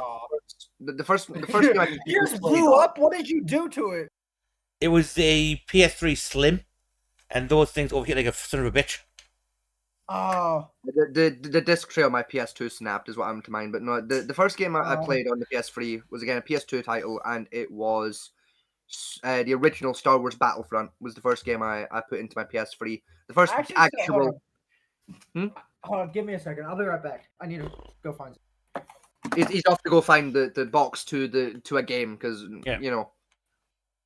Because anyone will see it. Yeah. I mean, because I still have the game disc.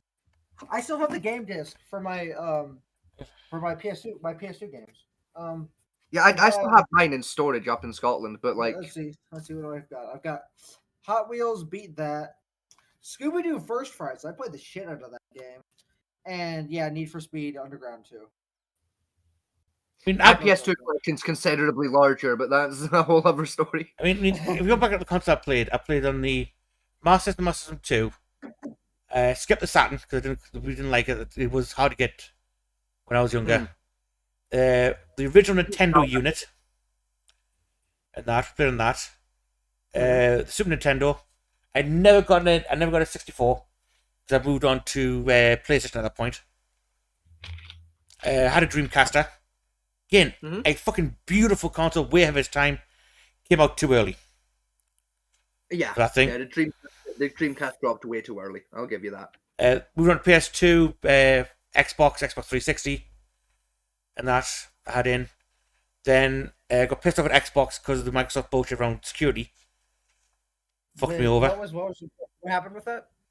Microsoft kept trying to force me to change my passwords and security questions and like every other bit about security every like 3 days, and I got fucked off at it. I told them to get it through themselves. So then I moved on. So then I moved on to PS3 from there. Like I found the only like started hounding you about it if it'd been like more than a year since you'd updated it. So I was like, as long as you updated at least one of them, they fucked off for a year. So I didn't mind it too much. So in the middle of that, before we moved on to PS2, fully.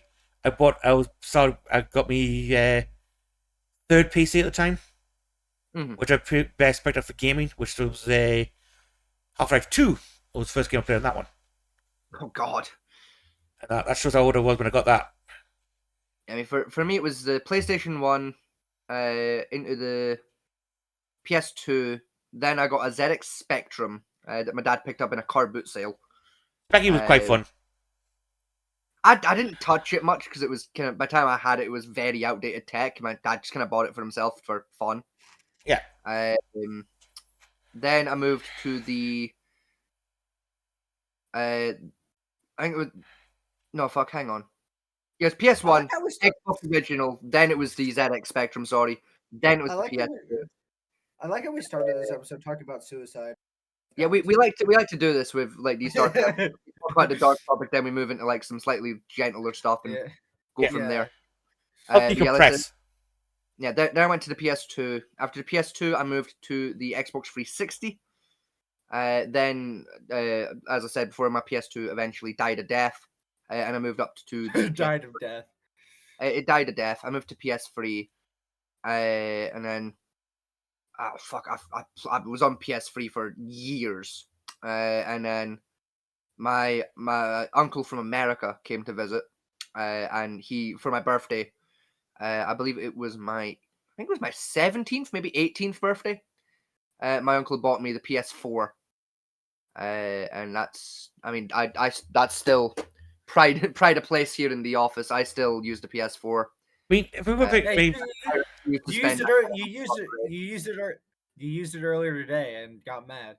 I did, yeah. I also had a DS somewhere in that timeline. I had a Wii as well, somewhere in that time frame. Yeah, I just had a Wii. Exactly. I've had like several Game Boys. Game Boy, Game Boy Advanced, Game Boy Color, SP, DS, that type of stuff. I picked up the Nintendo Switch a few years ago as well. I don't use it very often. I mostly use it if like I was mostly using it when I was like in college and when I was working for like if I was gonna have to like be on like a bus for like a good hour or two.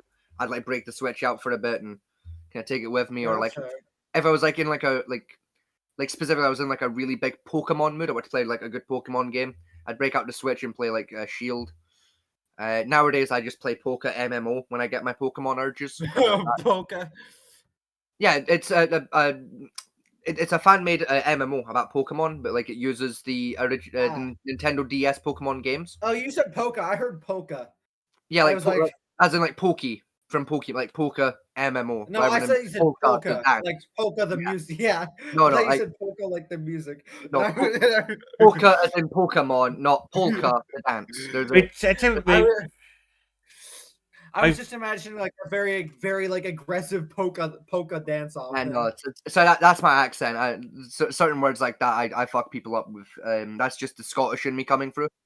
I mean, at least you're more understandable than Fat Man T is. Like, I'm Jody. I'm slowly learning it, but like it throws me through a loop sometimes. Jody's kind of like a combination of like Scottish, Irish, Yorkshire, and a bit of North slammed together, and someone made a language. I think there's a lot of Yorkshire in there, to be fair, but I mean, a lot of people don't believe in when I say this, but I tone my accent down.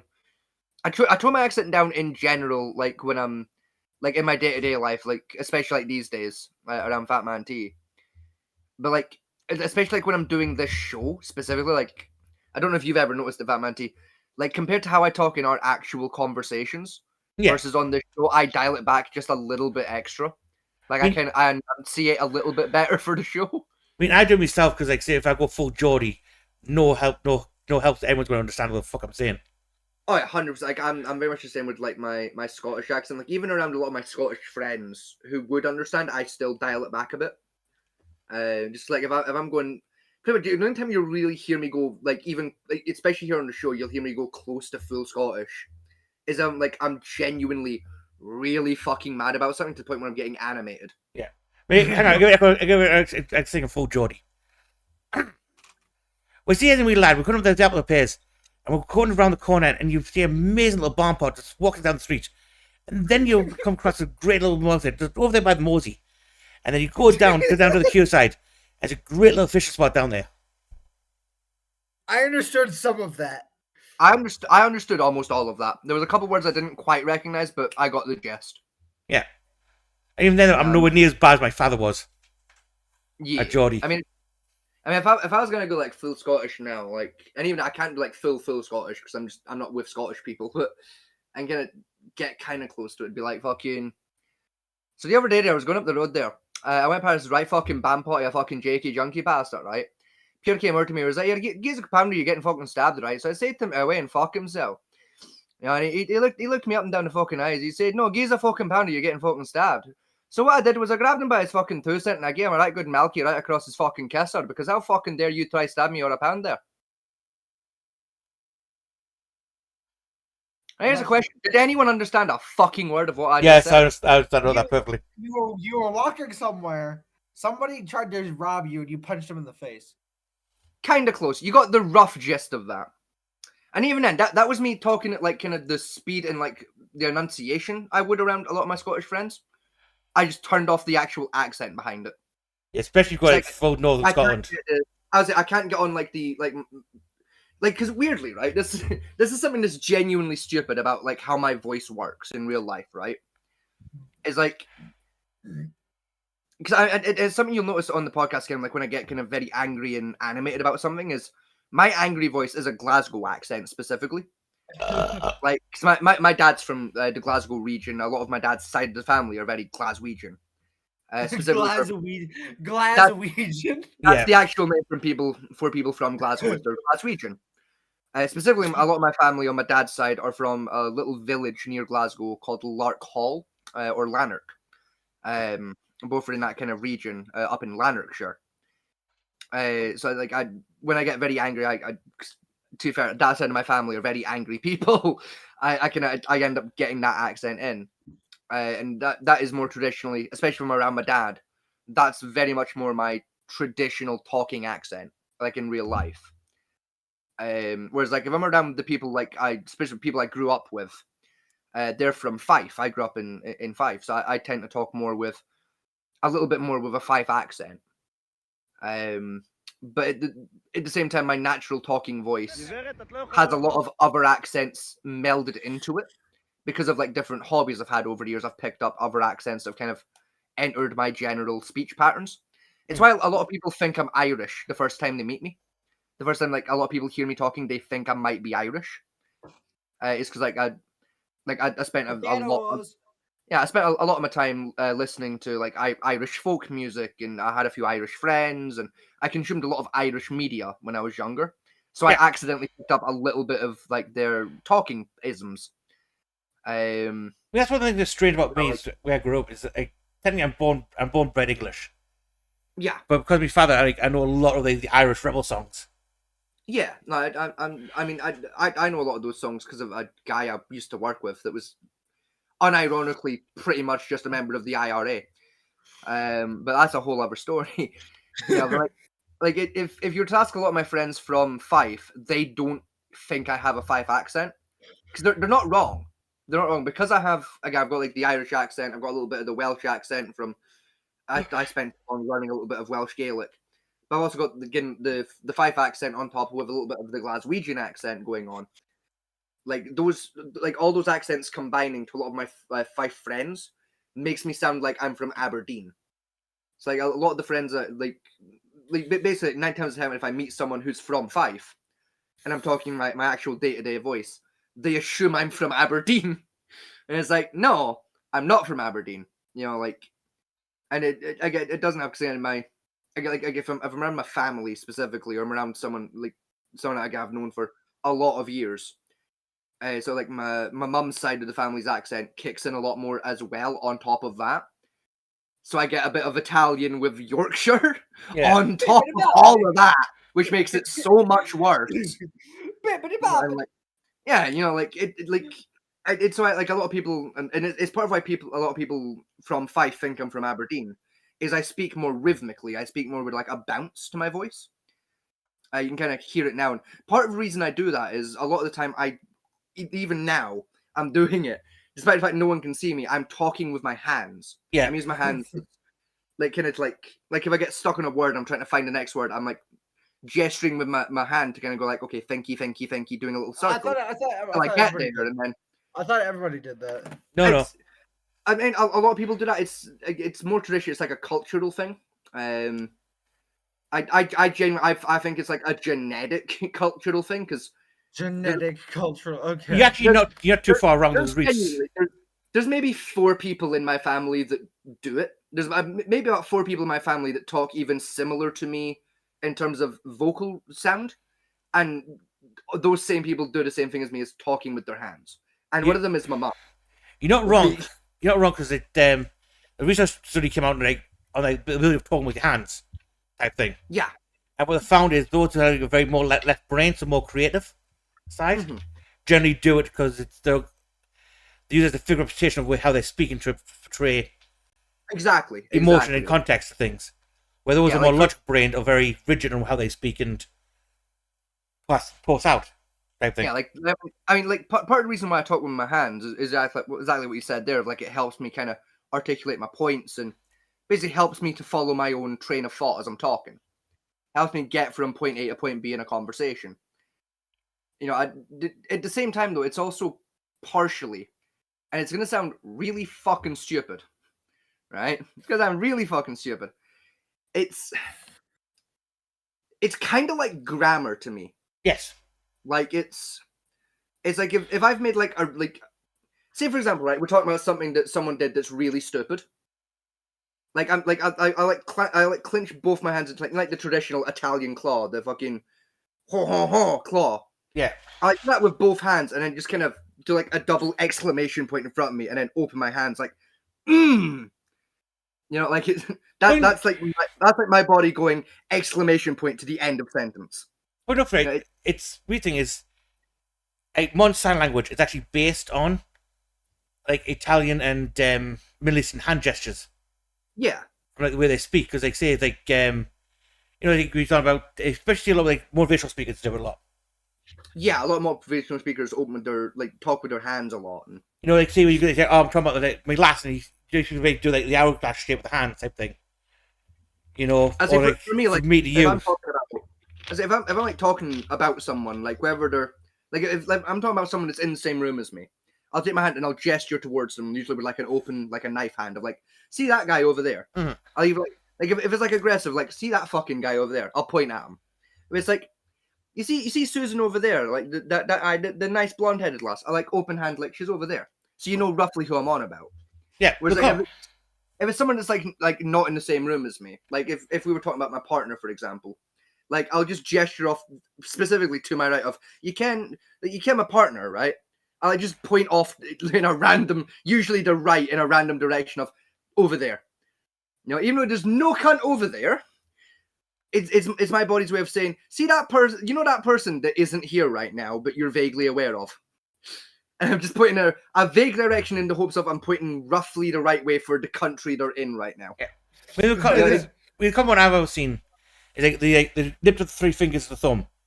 Especially when you talk, like they're talking to somebody and it's like point yourself in, give your point, and point at somebody. Like you told them like, you know, I believe that you're fucking stupid.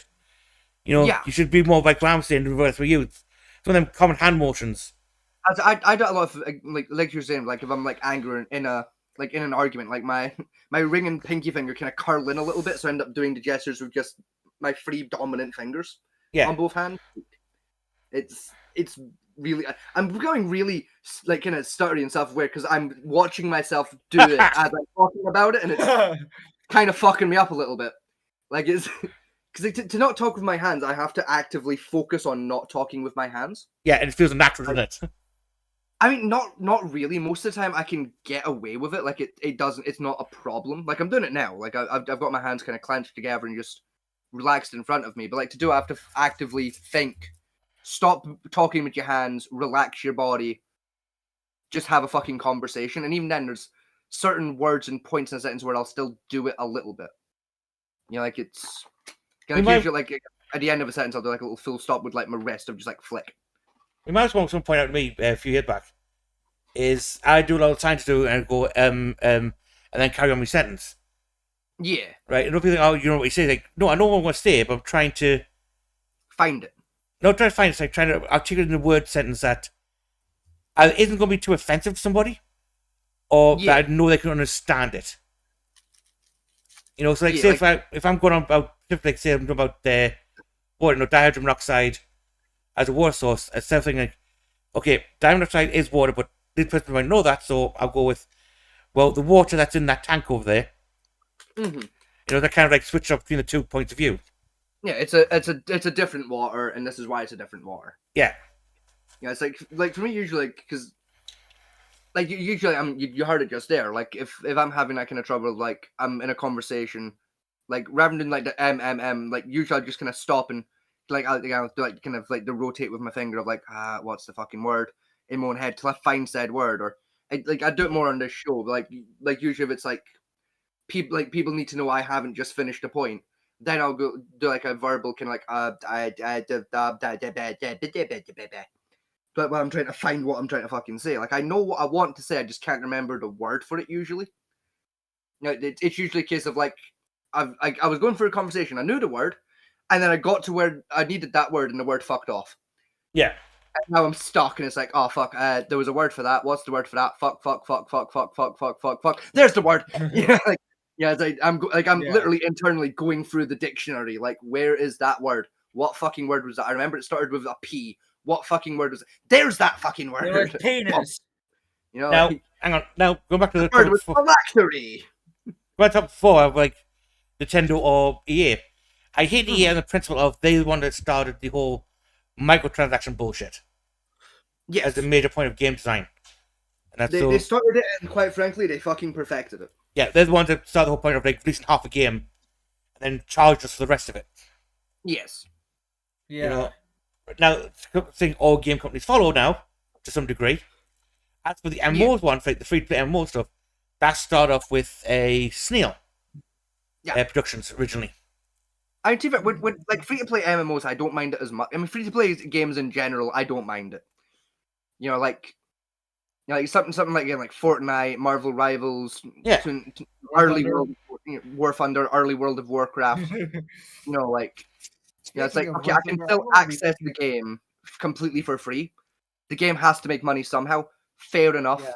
Fair enough. Like $5, I can make my character look slightly pretty. Yeah, understandable. Go back to the point. I'm not going to partake, but fair. I'm not against that. Like starting online. Like $20, $20, I get a prototype tank. Right. Yeah, exactly. Starting online, you could buy a premium ship for like £7. Yeah. Or I could sit and grind for 35 fucking hours, and get it the same way. Like it's, I have a problem with it when it's something, it's a thing, kind of like in War Thunder, where it's like your only option to get that thing is to spend money. You can't just get playing the game. You got to spend money to get that. Actually, no. There is a way to get like without spending. It is very, very, very difficult, and you have to be very, very, very lucky. Exactly. Because sometimes you can get premiums out of like crates when you for your daily login. Sometimes you can get them out of the loot boxes that you sell, and sometimes you can buy premiums with if you do enough special tasks and you have it high enough shop level, you can buy a premium. See, the problem there though is the options you've laid out to me is get lucky. Spend money and get lucky. Spend in-game money. Spend in-game money and get lucky. No, because with a lot of the loot crates now that you buy and sell, you have to open them with golden eagles, which cost fucking real money. Spend money and get lucky. I'm talking about the ones like the soldier backpack, the. Oh, okay. See, with those ones, I count them as the same as like I think it's like every time you level up, you get one. I count them the same as that one. Sorry. Oh no! Sorry, no. It's like. I mean, I've got 2 in my War Thunder account right now, where it's like, 999 gold eagles to open this thing, and you might get something nice. Okay, so $5.99, I might get something helpful. Fuck off. And then the third option is no life the game for 6 fucking straight months, and I might get the fucking thing I want. But I'm probably not gonna get the thing I want because the battle pass will fucking reset again. I picked up myself a it depends on the level of some special tasks are like the one I've got running currently is just get best squad 7 times. I've already done that 3 and in low tier I can do that pretty quickly. True, but I mean my point still stands though. It's still realistically it's not your only choice, but your only realistic choice is spend money. Yeah. It's and I don't that's not always the case with War Thunder. Like when it comes some vehicles you just flat out can't get anymore because they were either removed or and even then there's plenty of premiums, to my understanding in War Thunder where it's you don't get them from the loot drops, you have to buy them. Yeah, or you have to go into Gaijin's marketplace, buy Gaijin coins. Exactly. So again, either way your option is spend money, and it's whereas something like like Fortnite, where it's like sometimes they'll host events. Sometimes they'll host events for like to get it for, but those events are like flooded with cheaters. Like and again, like usually there was a ball ache as well. there was a French tank that is extremely rare. Not because it was not because of not because of what you would think it was, but no, so it was an event vehicle, right? Right. And a lot of people got that tank taken away after getting it because they cheated to get during the event. Yeah. So think only if I remember if I remember what I was told correctly, only 32 people out of the thousands of people that played this event earned that tank legitimately. Yeah, or something like that. Exactly. And I genuinely argue that's War Thunder's own fault. Yeah, it is. Because the barrier for entry for premium vehicles is so fucking high, and it's a case of either no life the game for 6 months or spend money, people are gonna fucking cheat their way through it. It's I mean, look at Star Trek online with the premium ships, the loot boxes. Yeah. Yeah, you play the game for a whole year and hope you might get one. Or, it's a case of, spend thousands and thousands of pounds trying to loot one. Or steal it from someone else.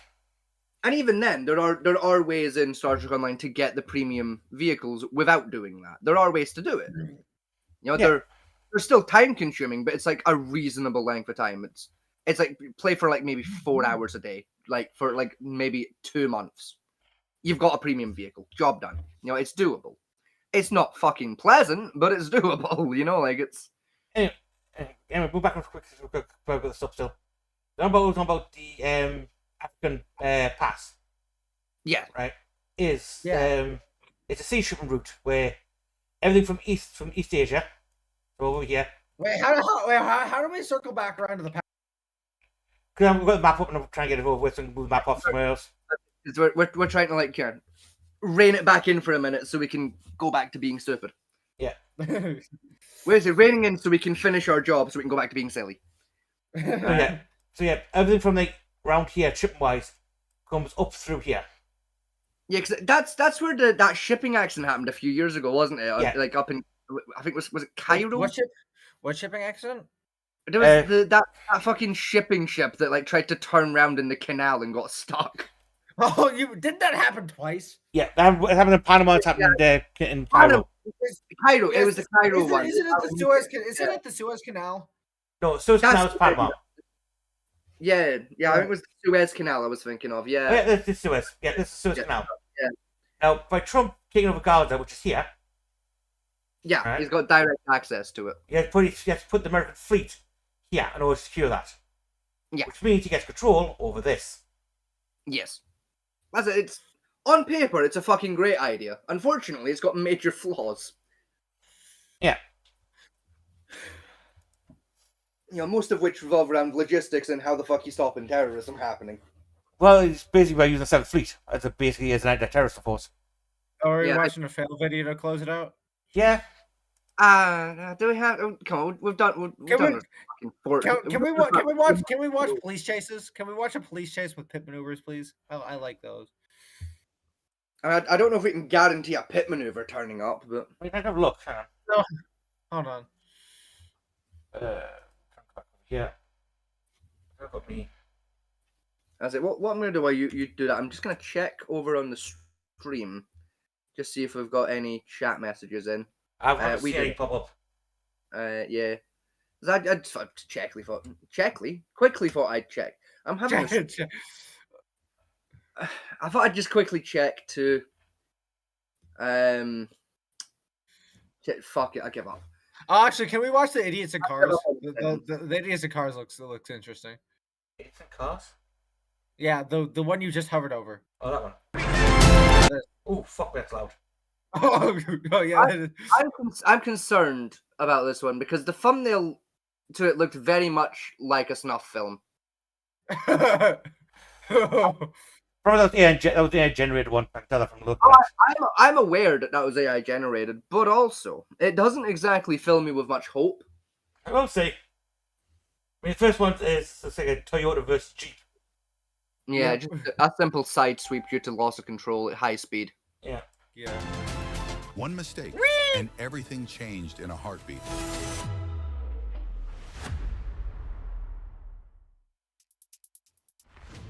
This was really loud, actually. Very loud. And the In thing Crystal failed. City, a technical Yeah, issue the during hydraulic unloading press failed out caused on the it. dump bed and the truck to tip over together. Fortunately, no one was inside the vehicle at the time. Or under it. Oh, that's going fast. Oh, yep. He's. Oh, nope. He saved it. Fucking cowboys. That's India. Yeah, it's That's India. That's a cowboy driver, that's what that is. Yeet. That Jeep looked like, well, it's windy today, but I'm still driving anyway. He just brought over his tire. He literally Yeah. Jen drove into the tire and flipped himself. Ah, Oh, Vietnam. goodbye. Oh, Good bike thing gone. he came, or I swear. A puddle we'd be the same finding a color as missing the person sand. report My by now. god. Those mimics are getting creative. Oh, I remember this crash. Ooh. Ooh. Yeah, I remember this one. That's a sore one. Oh, no, it's worse. Oh no! This is the. Oh. Visibility Your drops. Majesty, The road there's is a slick, second the truck snow keeps coming. falling. Oh, no. Slowing down isn't just On this smart, picture, when I it's remember this, right? necessary. No one ever regrets driving. Right, 47 18-wheelers piled into each Oh. other. Oh my god. Right, I remember that. Yeah, I same. remember that. That happened recently, Only the didn't it? opposite. Last year. Like semi. I think that Yeah. was like last year, yeah. Oh, Oh, Oh no! Oh. it's a lucky bastard. One Fucking move hell. ended a life. Sirens don't always mean. Hey, it's fuck, safe. that stop sign saved his life. oh, I did like.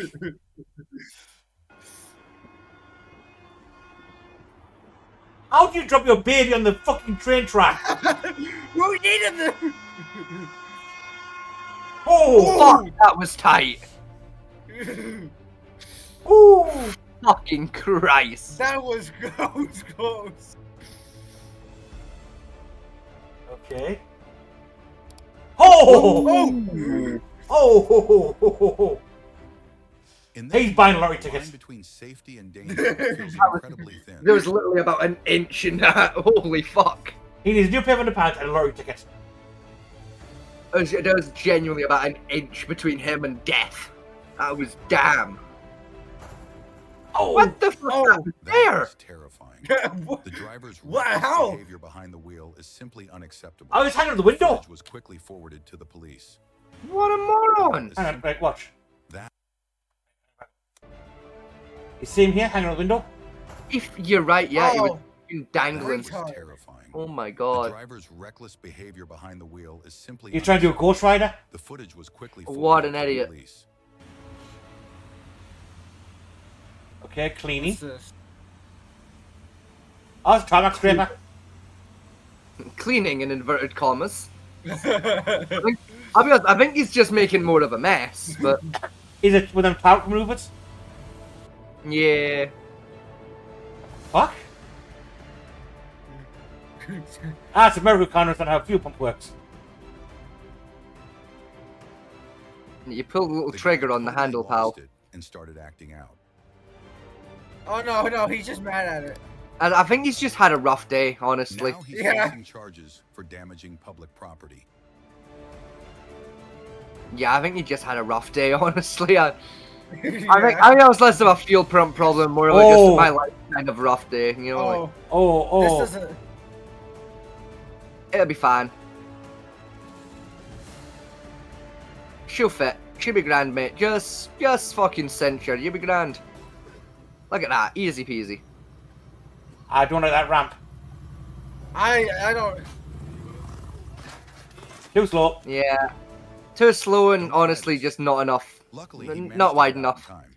Ramp was too thin for that kind of bike. Oh, Oh. it's a shiv. Yep. Well, Yep. The can opener. goodbye, Pop Tarp.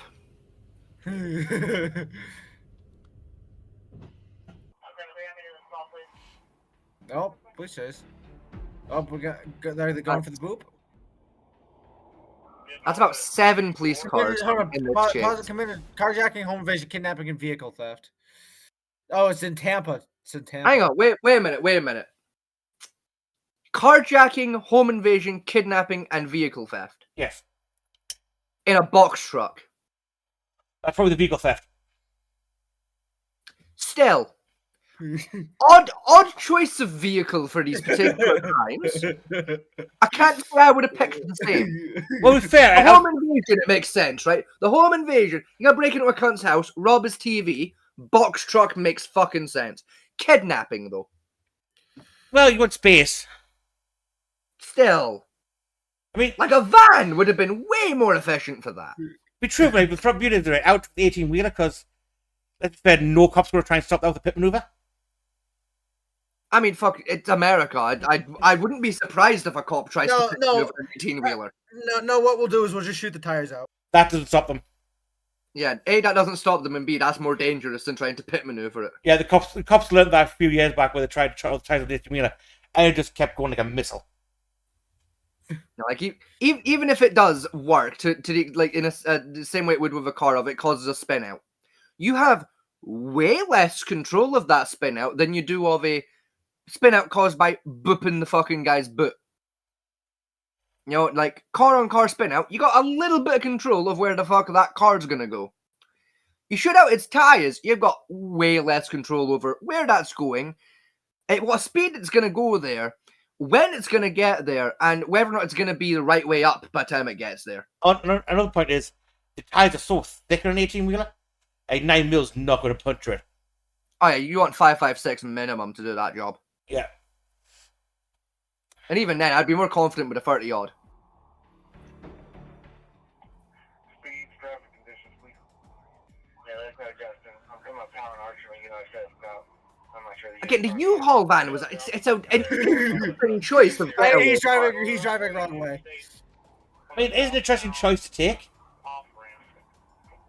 I can't say I agree with him. I would not have picked the U-Haul truck for my crimes, but especially when I picked it for the getaway car. Yeah. That was a tactical error, honestly. That. Oh, were they going for the boop, or did they hit him with spike strips? I can't tell. Neither. Neither yet. Why are they always going to parking lot? Yeah, why do they always go to parking lot? Oh, he booped it. Lost his way. That's from car. A little reminder, crime doesn't pay. Reckless actions always lead to bigger consequences. Oh, he's running! He's black! Unless you're robbing a bank, in which case crime always is and riskier actions equal better reward. What happened there? Something has gone very wrong here. I'll tell you exactly what happened. The electrical motor's gone bang due to high wind. Yeah, they haven't put the brake on during high wind, and it's ripped the turbine apart. Yeah, and it's caused the internal motor to go fucking bang. Which is a stupid thing, though, right? Wind turbine, you know. Oh, more wind, how better electricity generates. Yes, but you got the brake on for half its life. You can't take the little breeze you give it.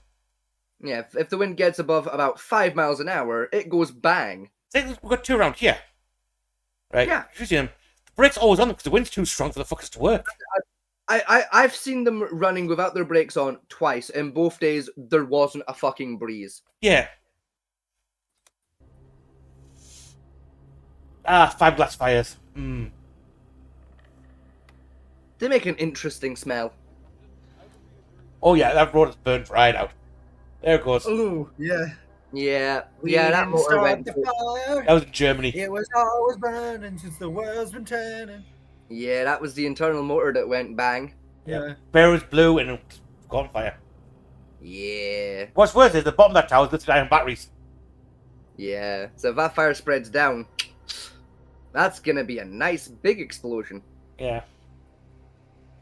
Up in there, it spreads to the.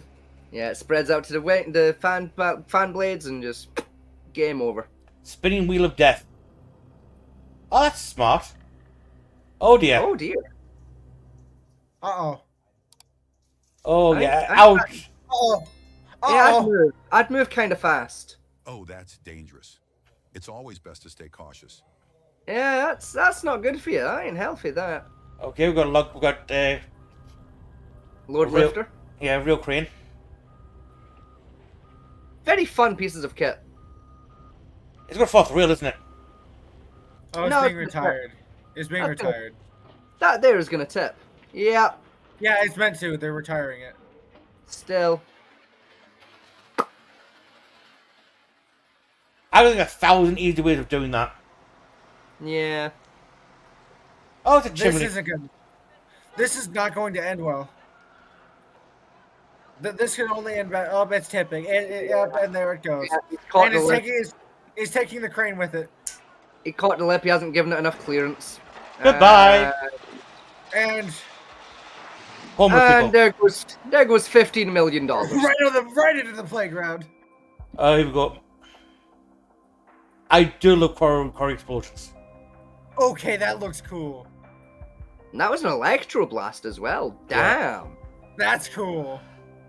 That's sexy. That's a nice electro blast. Oh, it's a tractor throwing a tractor. That's not gonna go well. He's overloaded potato farm. Oh, it's carrots. Goodbye. No! I don't have enough carrots to last There's- for years. Oh. There goes about $2 million.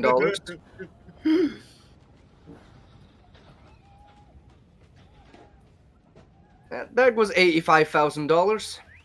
What's it in India? So, a couple rupees. Yeah, $85,000. Oh, a flood. No, mudslide. Oh, there goes $2.5 million. Oh, wait, was that a person I just saw go out the... Probably. I believe that was a man in a kayak. Yeah.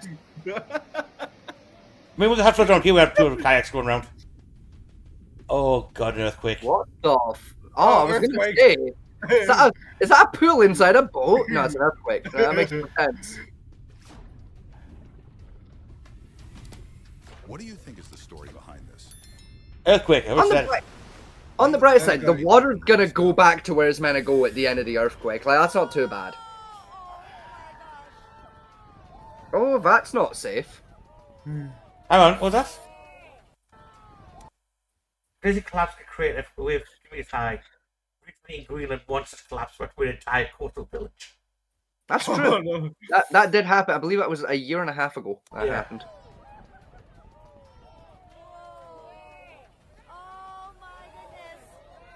Oh yeah, if Mother wants to murk you, she'll do it. Oh yeah.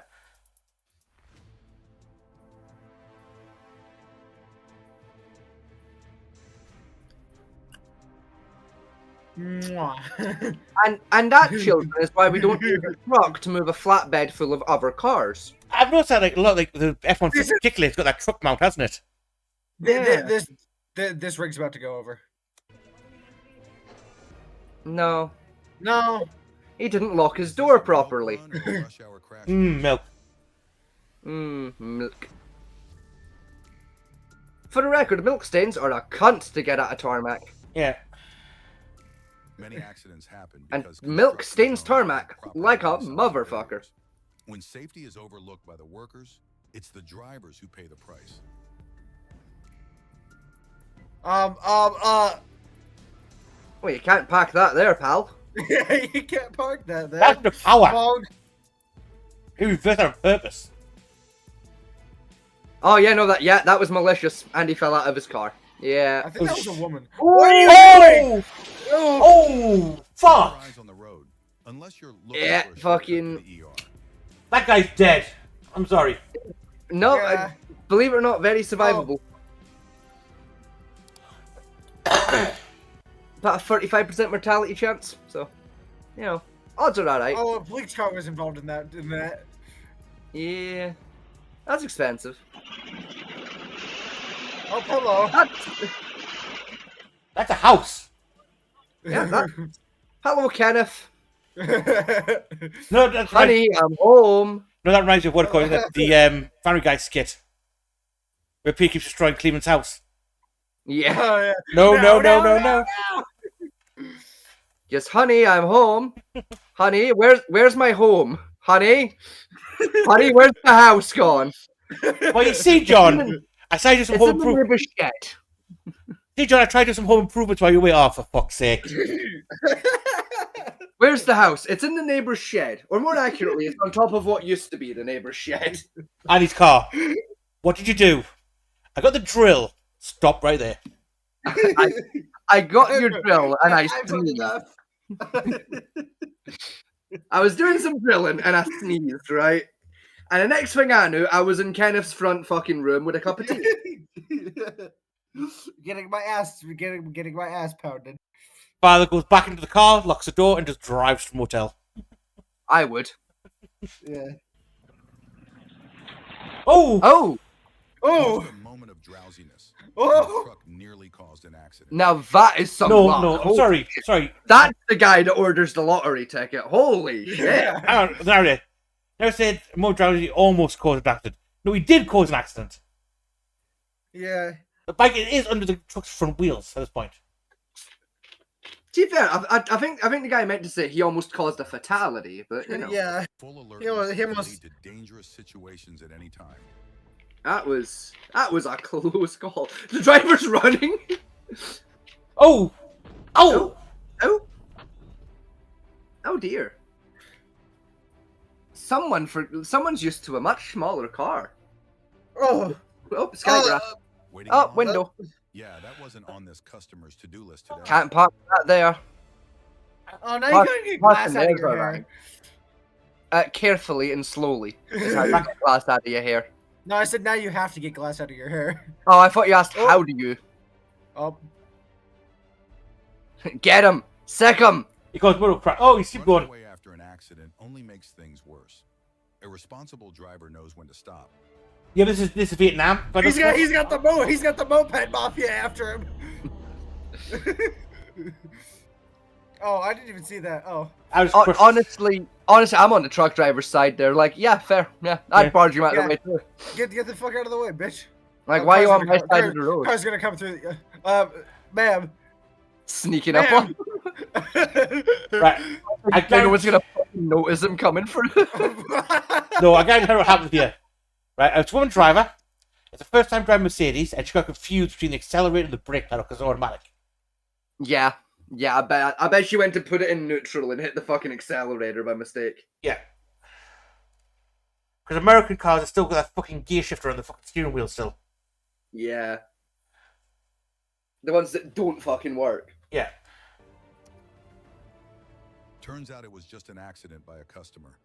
But that driver's wallet is probably feeling it now. Oh yeah. I mean that's an easy $1 million.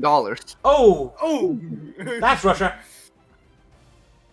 Oh, some dogs have come to investigate. Oh, and then The same T-Junk and the same dogs. The same dogs. Literally, I'm sick of this now. I've warned you several times about this. Are those dogs like just the local omens of death or something? Like what the fuck? It's the same dog. What is this? Ah, it's a minivan. Oh, that's not health. Oh. Oh! Jesus! That's the. Where's the Where's rider? the rider? That's the important question. Bro, Where's the 10 biker? About 10 miles back. I hope he's okay. Oh! Oh! Oh! Oh! Oh. Oh! Sit Oh! down and let the Cadillac merge. 7. The Cadillac cut into. Oh, he fucked up. Fault. Comment 6 or 7 based on the answer you think is right. Oh, yeah, you turn in traffic. Good idea. Perfectly legal and safe. Now you're just being a slow ass. And about If you're milk not bicycle. fully in control. He's doing the Jersey slide. Yeah, he's being an arsehole. Yeah. Driving Yeah. isn't about doing what you want And to do. fucked it. It's about Bonk. being responsible on the road. Karma! Oh, what? Wee! It's Dukes of Russia Holy shit, it's Colin McRae. and Lancia di Sera. Oh no! It's a bin mafia. See, what did I tell you, boys? Colin McRae didn't die, he just went home. Oh. Oh, run! Run! In case you're wondering Car what saved the it. deputy's grabbing, that's just a flashlight. He went for his gun to shoot it. Forgetting he doesn't have one. Alright. Oh, Hello. hi. Impatient. Good morning.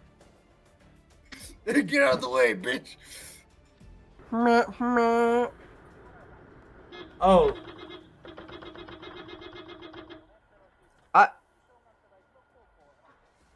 The door wouldn't How? close, and at his age, it How? might be time for him to give up his driver's license. How did you do that?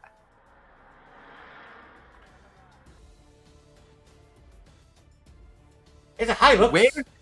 Where's the wheel gone? I think if I find the wheel, it's gonna like just put random like car wheel on there. Okay. Okay. Have you ever Yeah. like this? How the If so, fuck? Feel free to share your story in the comments below. How the fuck did you do that? I want the context video. I want the before shot. I want to know how he did that. If you Okay. can't tell the difference between the brake pedal and the gas pedal, driving might not be the right activity for you. But a lot of people Dipshit. managed to find that too. Okay, so it's raining. T-bone. Ooh, with a buster. Yeah. It's there to make you stop. That's about a 23% mortality rate. There's gonna be a head on here. Something. Oh nope, tire. There goes 20 grand.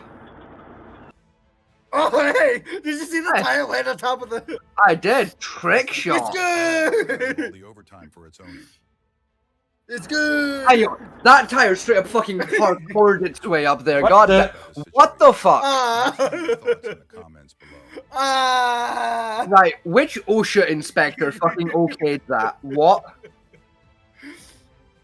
Tried to reclaim his car like a That hero, was never gonna ended work. up with a massive repair bill instead. That was never gonna get up there. Oh, good, oh, no. good. Oh, oh, oh, oh, Oh oh, no, the bushes. oh, he's fine, he's fine, he's recovered it. The man is accused of driving under the influence causing a major Yeah. traffic accident. Yeah, I'd say he was Not probably out under the 10 years influence. in prison if convicted. If convicted. I reckon he was probably under the fucking influence of something to fuck that up that badly, yeah. 18-wheeler. Oh, Oh, you stupid bastard. That truck driver was incredibly lucky. that was an incredible fucking... I never thought I would see today an 18-wheeler does a Scandi flick, but here we are. Easily. That was incredible. That fucking van brake checked the 18. Why Oh, the I know cars? this. Why I the cars? think I know what happens here. If I remember this correctly. My question is, why do cars in America think it's a smart idea to brake check an 18-wheeler? I tell you the better They're- question. Why didn't the 18-wheeler just plow into him? Probably I like his would've. truck, probably more than the insurance bill. I'd have just fucking killed the guy. I don't give a fuck. Like, Oh, Oh, ow, hi. ow. Oh yeah. Mm-hmm. oh no. I've got to give. Oh, this he just took out an innocent. He did everything Someone he could briefly to forgot avoid they were the driving an accident 18-wheeler and thought they were to still minimize driving their damage and coupe. injuries. Oh. Well, That's my did job. Yeah, the guardrail did its job. Yeah.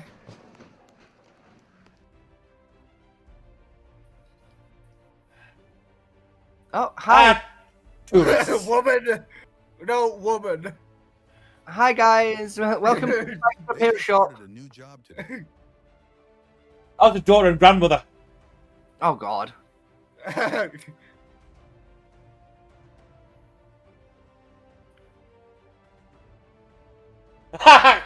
oh, Oh, oh. oh, what the what happened? oh, What they, happened? they gas The bottles. truck. Oh, Run. oh, several micro bombs just fell upon you. Whoa.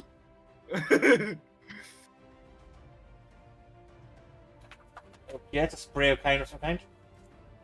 And activated the Without that dash cam, I bet the guy in the DIY mobile would have been the first one dialing 911. the water stole my bike. Oh, Side swipe. Bad merge, ever looks at. yeah, that was a real bad merge. Walked away from that. Oh. Ooh. Oh. Oh, Too fast. Couldn't stop at the red light. Swerved Oh, to avoid a no. car. Oh. that was one of those moments like, oh shit. The exact frame where that video cut out. That's the exact point in time, down to the millisecond, where you close your eyes and you start praying. Yeah. That is the exact millisecond where you stop looking and you just close your fucking eyes. Allah Buddha God, whoever can hear me. Yeah. You close your eyes and you brace for fucking impact right there. That's what happens. Oh, another idiot. How? Shit. Literally how? Shit. You know what it is? Those trucks have like a light on the dashboard tells you that the trailer's up like that. They do, It's a yeah. massive, big, blinking light.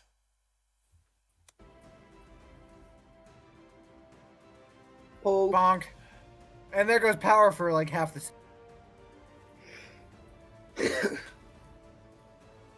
Again, truck not really that damaged. Imagine living in like one of the houses that power connects up to, and like you were like the last like the last two guys in the game of Fortnite when he hit that pole. How fucking mad! Like you've just lined a headshot and then just power goes. Like how fucking mad would you be? Not even worse. Fucking pissed. Even worse. Can you imagine like doing a deep RPG run? Oh yeah, yeah. You haven't saved in a few hours. You're like 18 hours deeper into like a 19-hour dungeon. You've not saved in 7 hours and just power. Yeah. It's a hard... I'd unironically, I'd bludgeon my neighbor to death with a slipper on the assumption he had something to do with it. You know, a bit of a hardcore run as well. Oh yeah. I would bludgeon the neighbor to death with my slipper upon the assumption that they were somehow involved.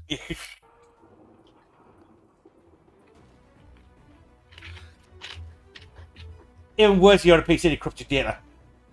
Oh yeah. Which is guaranteed. Yeah. So now you use your entire 120-hour save file. Alright, like literally every time I've had a power cut, a save file of some flavor has been corrupted. Ah, it's a never. And someone's driving a Mini. Ow! Oh. That was a healthy one. Nah, he got air. BMW must Minis do that because they weigh approximately 2 grams. Oh, Steve, Ooh, that was nasty. Look at that guy. He dodged it twice. Guy did not give a fuck. Oh, what the fuck? Oh! This crash happened on Poland's A4 highway. The whole cab went. Tanker lost its cab in the impact, Yeah. but That was a hard hit if the whole cab detached. My god. That's gonna brake check you. Goodbye. Yep. Oh no. That was an incredibly quick. Oh no, that's a grappler. Oh yeah, it was a grappler. Wow. I would pray for cops to actually bring it. I think it's a better way of controlling cars. But I've never seen one actually deployed before. I think I've seen them a couple times, but they're Yeah, quite I've seen them deployed before. They work pretty well. They work quite well. Yeah, but I don't know why more cars would use it for, because it's a very effective technique. It's a little risky. I hope these things become as common as any other standard police equipment in the future. Now he knows why you don't pass on the right.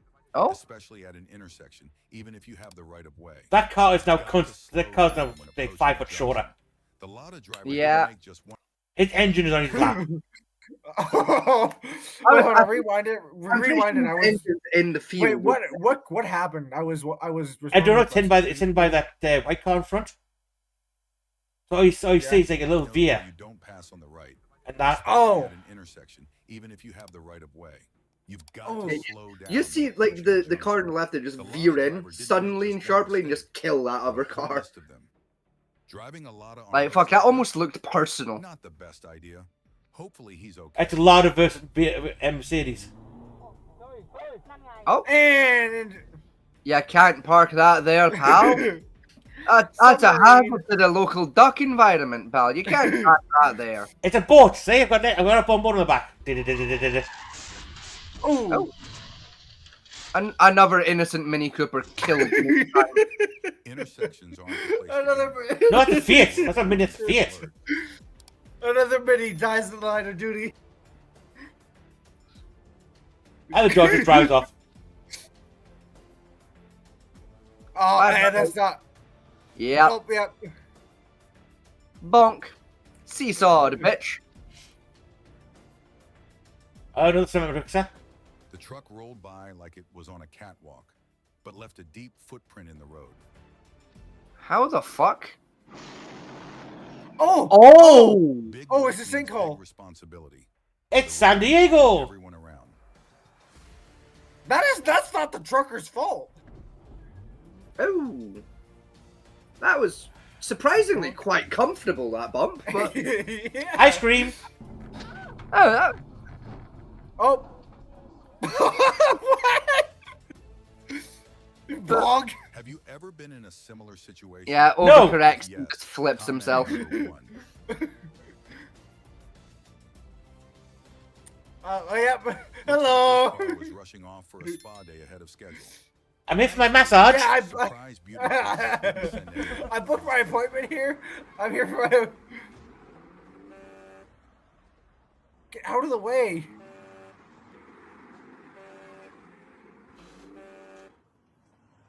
I don't think he wants to. Oh! Oh wait, hold on. I got car launched straight in the air, like straight out of scene of an action movie. I didn't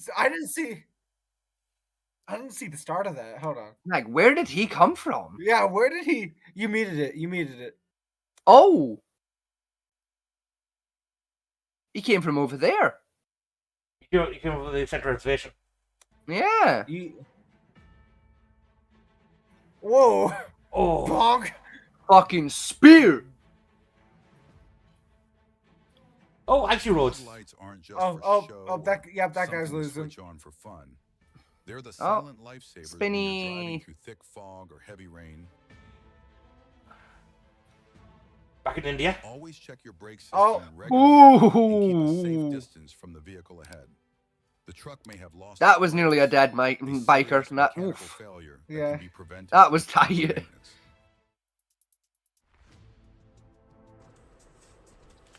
Oh, Oh, Not clearing your What was that? A bit of sheet metal or like driving with your I don't know. ice. and ice? That was the ice Ice. sheet that did that. Damn. Oh, fuck. Oh. Oh.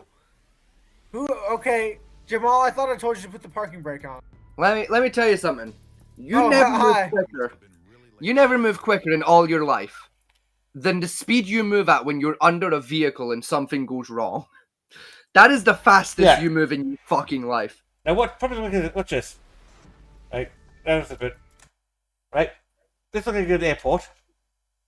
Yeah. Now, watch the debris spread before you see the car. This guy must Yeah. have been really That car was moving at some speed when he came through that wall. Oh yeah, easily. I mean, based on the damage in the debris spread, easily It's like 110. going into battle without your armor. It's not the job that's dangerous, it's the carelessness.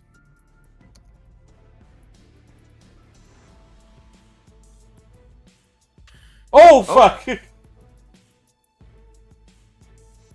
That's a look of pedestrian. That's a big. I'll be honest. See, even if he hadn't have moved, that tire wasn't hitting him.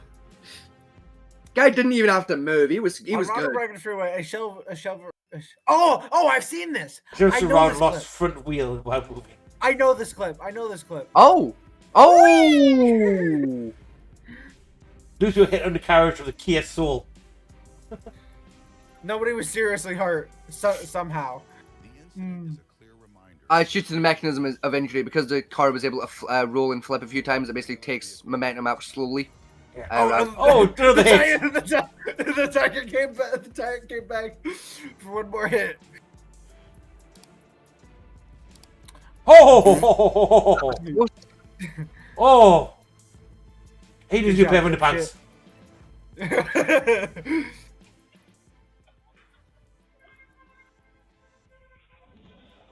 Oh! Oh, she was lucky. This reminds us that pulling Honestly, the passenger was in more danger after moving than before they moved. Yeah. Chet took her off right in there. Oh! Oh! Fucking Christ! That was some speed. That was. That was an ungodly speed. My lord. You have arrived at your destination. Sir. Oh. Oh! Oh no. There goes the freeway wall. Yep. That goes a couple mil.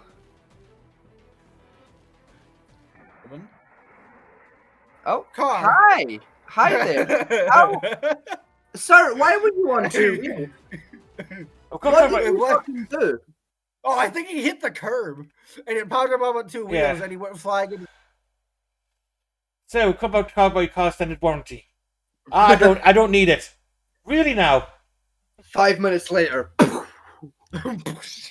car gets fired out of a fucking cannon directly into your house. Are you sure the warranty now, sir? Hard to believe some people drive like they're in a video game, as if they've got unlimited lives. You're goddamn right, I do. I mean, I am immortal, but These 20 what?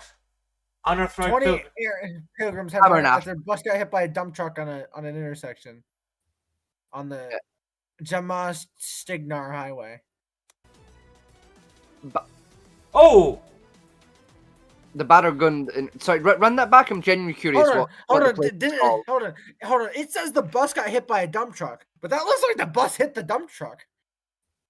That looks the other way around. It is. That's the Yamushringrar. What I do love though is the armored police van, police transport van, just next to it. Over here. Yeah, Yamushrinagar. You know. Yamushrinagar Highway. I wonder why it's just standing in the middle of the freeway. I believe they're the owners of that car that appears to have broken down. Yeah.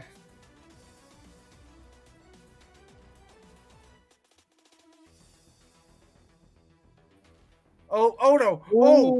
Oh! Realizing the danger, That was lucky. with everything he had to get out of it. Sadly, the front passenger got fucked, but I think that was his girlfriend. oh, Hello! oh, That little car was turning without a green, and the Again, guy ran the yellow mechanism of injury wise, he's got much better chances of surviving thanks to the flip, unironically. Ah, yeah. Fair enough. Oh! Oh. Was there fucking tannerite in that fire? No, Excuse me? they overinflated it. No, I think they were smuggling tannerite. That was a fucking interesting sized explosion for a tire. smaller car and flipped it. What I love is, like, you see these two chuckle fucks down the corner here. Watch the guy in the Oh blue yeah, like I can absolutely see that is overinflated, but also the size of the explosion. I think there was tannerite in that son bitch. Yeah, watch the guy in the blue shirt.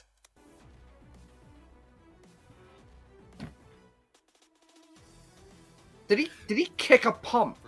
No, he saw. He looked at the tire Real life husband instincts. and then pushed his wife in the doorway. He's like, ah, shit, that's going. The next, he's yanking his. It almost looks like he kicked a foot pump first. You know, like. Oh, fuck! Idiot! Oh. A lesson I won't forget.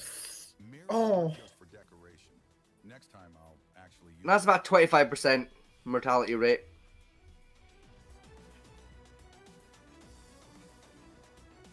Ah, dipshit. Oh! reacted like it got dragged into the army 60% mortality. road, leaving Oh, that's happened just a few times, that. Yeah, we've had a few people like pull out on us like that. everyone around. Yeah. We've dodged the fuckers, but still.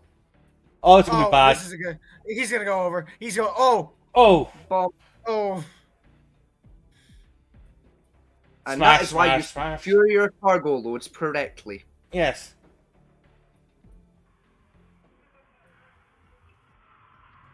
Oh! Hello! Oh, that pole, Like a glove? that little pole right here. That did a lot of work. So did the curb, weirdly. We salute the unsung heroes.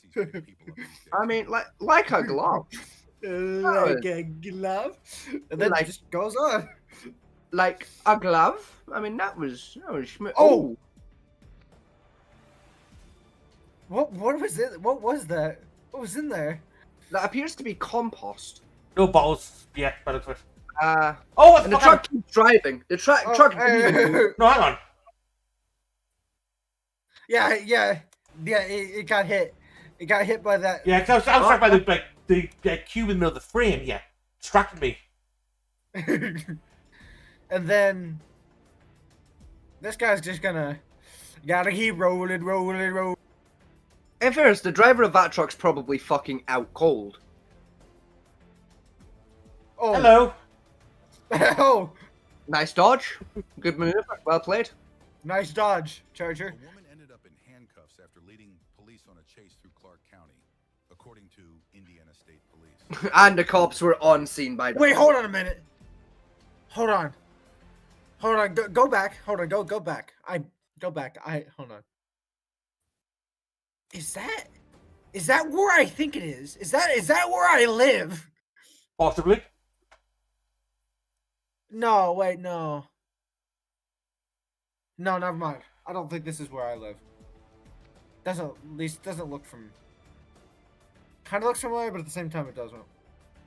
Bonk. A woman ended up in handcuffs after leading police on a Secondary chase through Clark bonk. County, according to Indiana. Cop.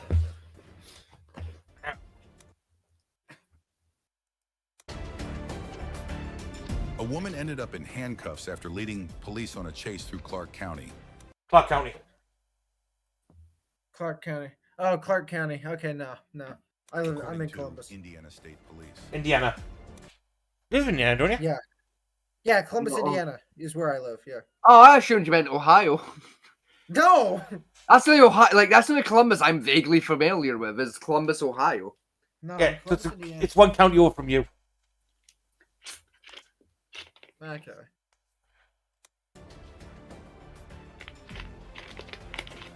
Yeah, long load.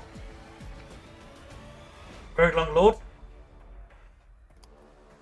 See, that should have an abnormal cargo fucking That's good, yeah. escort. Thank you. Yeah, like that's. Long load on the road.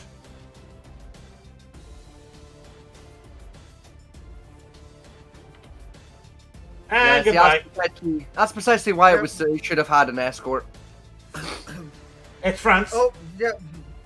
Yeah, that's unironically. Yeah, France. that is France. I know that roundabout. That is genuinely France. That guy was. Ooh. Oh! That jackknife. He's jackknifing. Now Yeah, why there the he freaking Forza going so fast? That truck was simply going too Ruh-roh. fast. Please slow down. Better to arrive late than not at all. I reckon he probably hit a patch of black ice there and just spun it. I was about to ask, is that Thomas the Train? Oh, No, that's the sinkhole. That's a.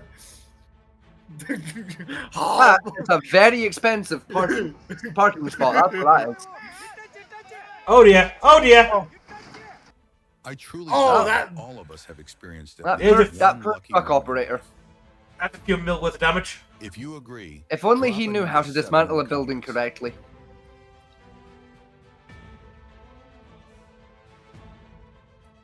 Oh, it's an embassy. The security guard Struggling to get the must have barriers looked at down. how it works manual, because that one mistake probably cost more than his money. Oh! You know that another thing I Jerry do love.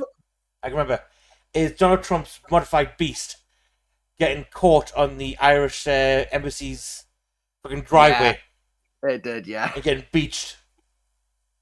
I still love that. Beached it on fucking gravel.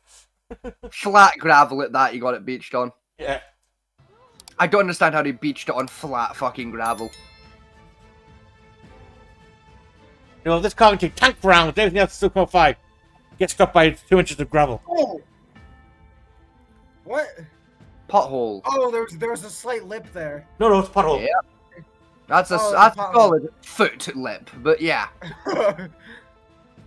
Like you see the puddle, you know, like there's a good foot in there.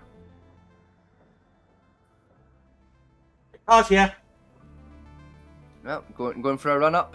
Oh no, he was on. And All right, Dang. time to play traffic detective. Type 1 if you think the motorcyclist is at fault. No. No, the car was at fault because you actively saw the bike braking. Thanks for watching. Hope you're having an awesome day. We really appreciate you sticking around till the end. If you found this video helpful, No, it wasn't helpful. It was horrifying. it was fun. Frankly, I'm suing you, sir, for emotional damages. But Anywho, time of day are we at? we're at the Half past midnight. I say, what Famity, what time are we setting out in the morning? I don't know yet. Hang on. Depends on when we wake the fuck up, I assume. Well, it depends on when high tide is.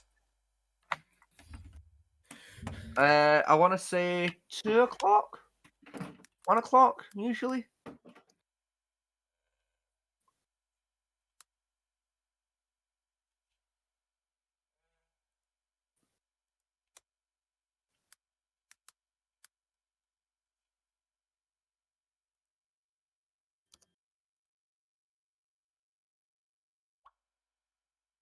Here's a look.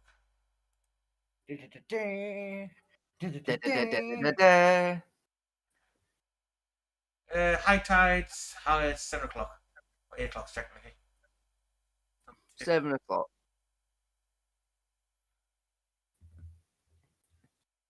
So, probably 9, 10 o'clock, something like that. Yeah, fair. As in, like, time to get there, or like leaving time? Probably about 9-ish. Probably about 9, so that's 9, 10, 11, 12, 1. That's like 5 hours. Yeah, that's fair. Solid.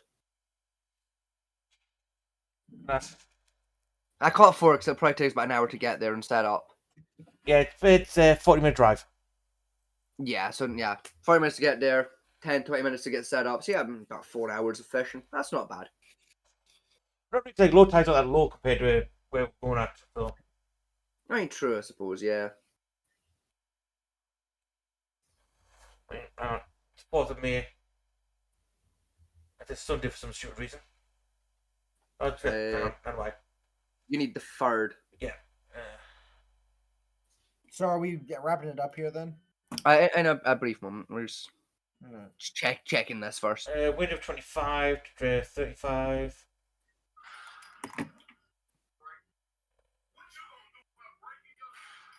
Yeah, we've got plenty of time to fish. Yeah, grand. The tide's coming up to 8.3, and it's dropping to 0.7. So yeah, it's not going to be that far out. Yeah. Be maybe what, 4 foot out?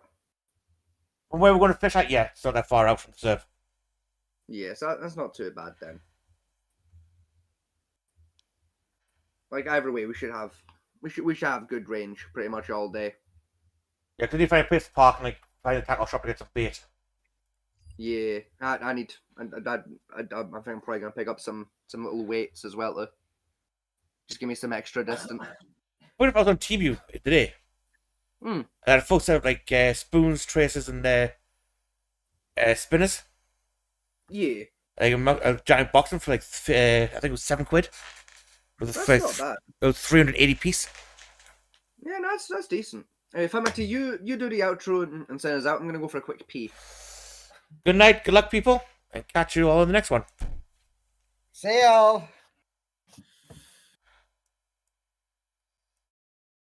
A Devil's latest production, where heroes will collide, and the hardcore thrive, where technicians high up, masters of the microphone come to lecture. You are all peasants in my kingdom.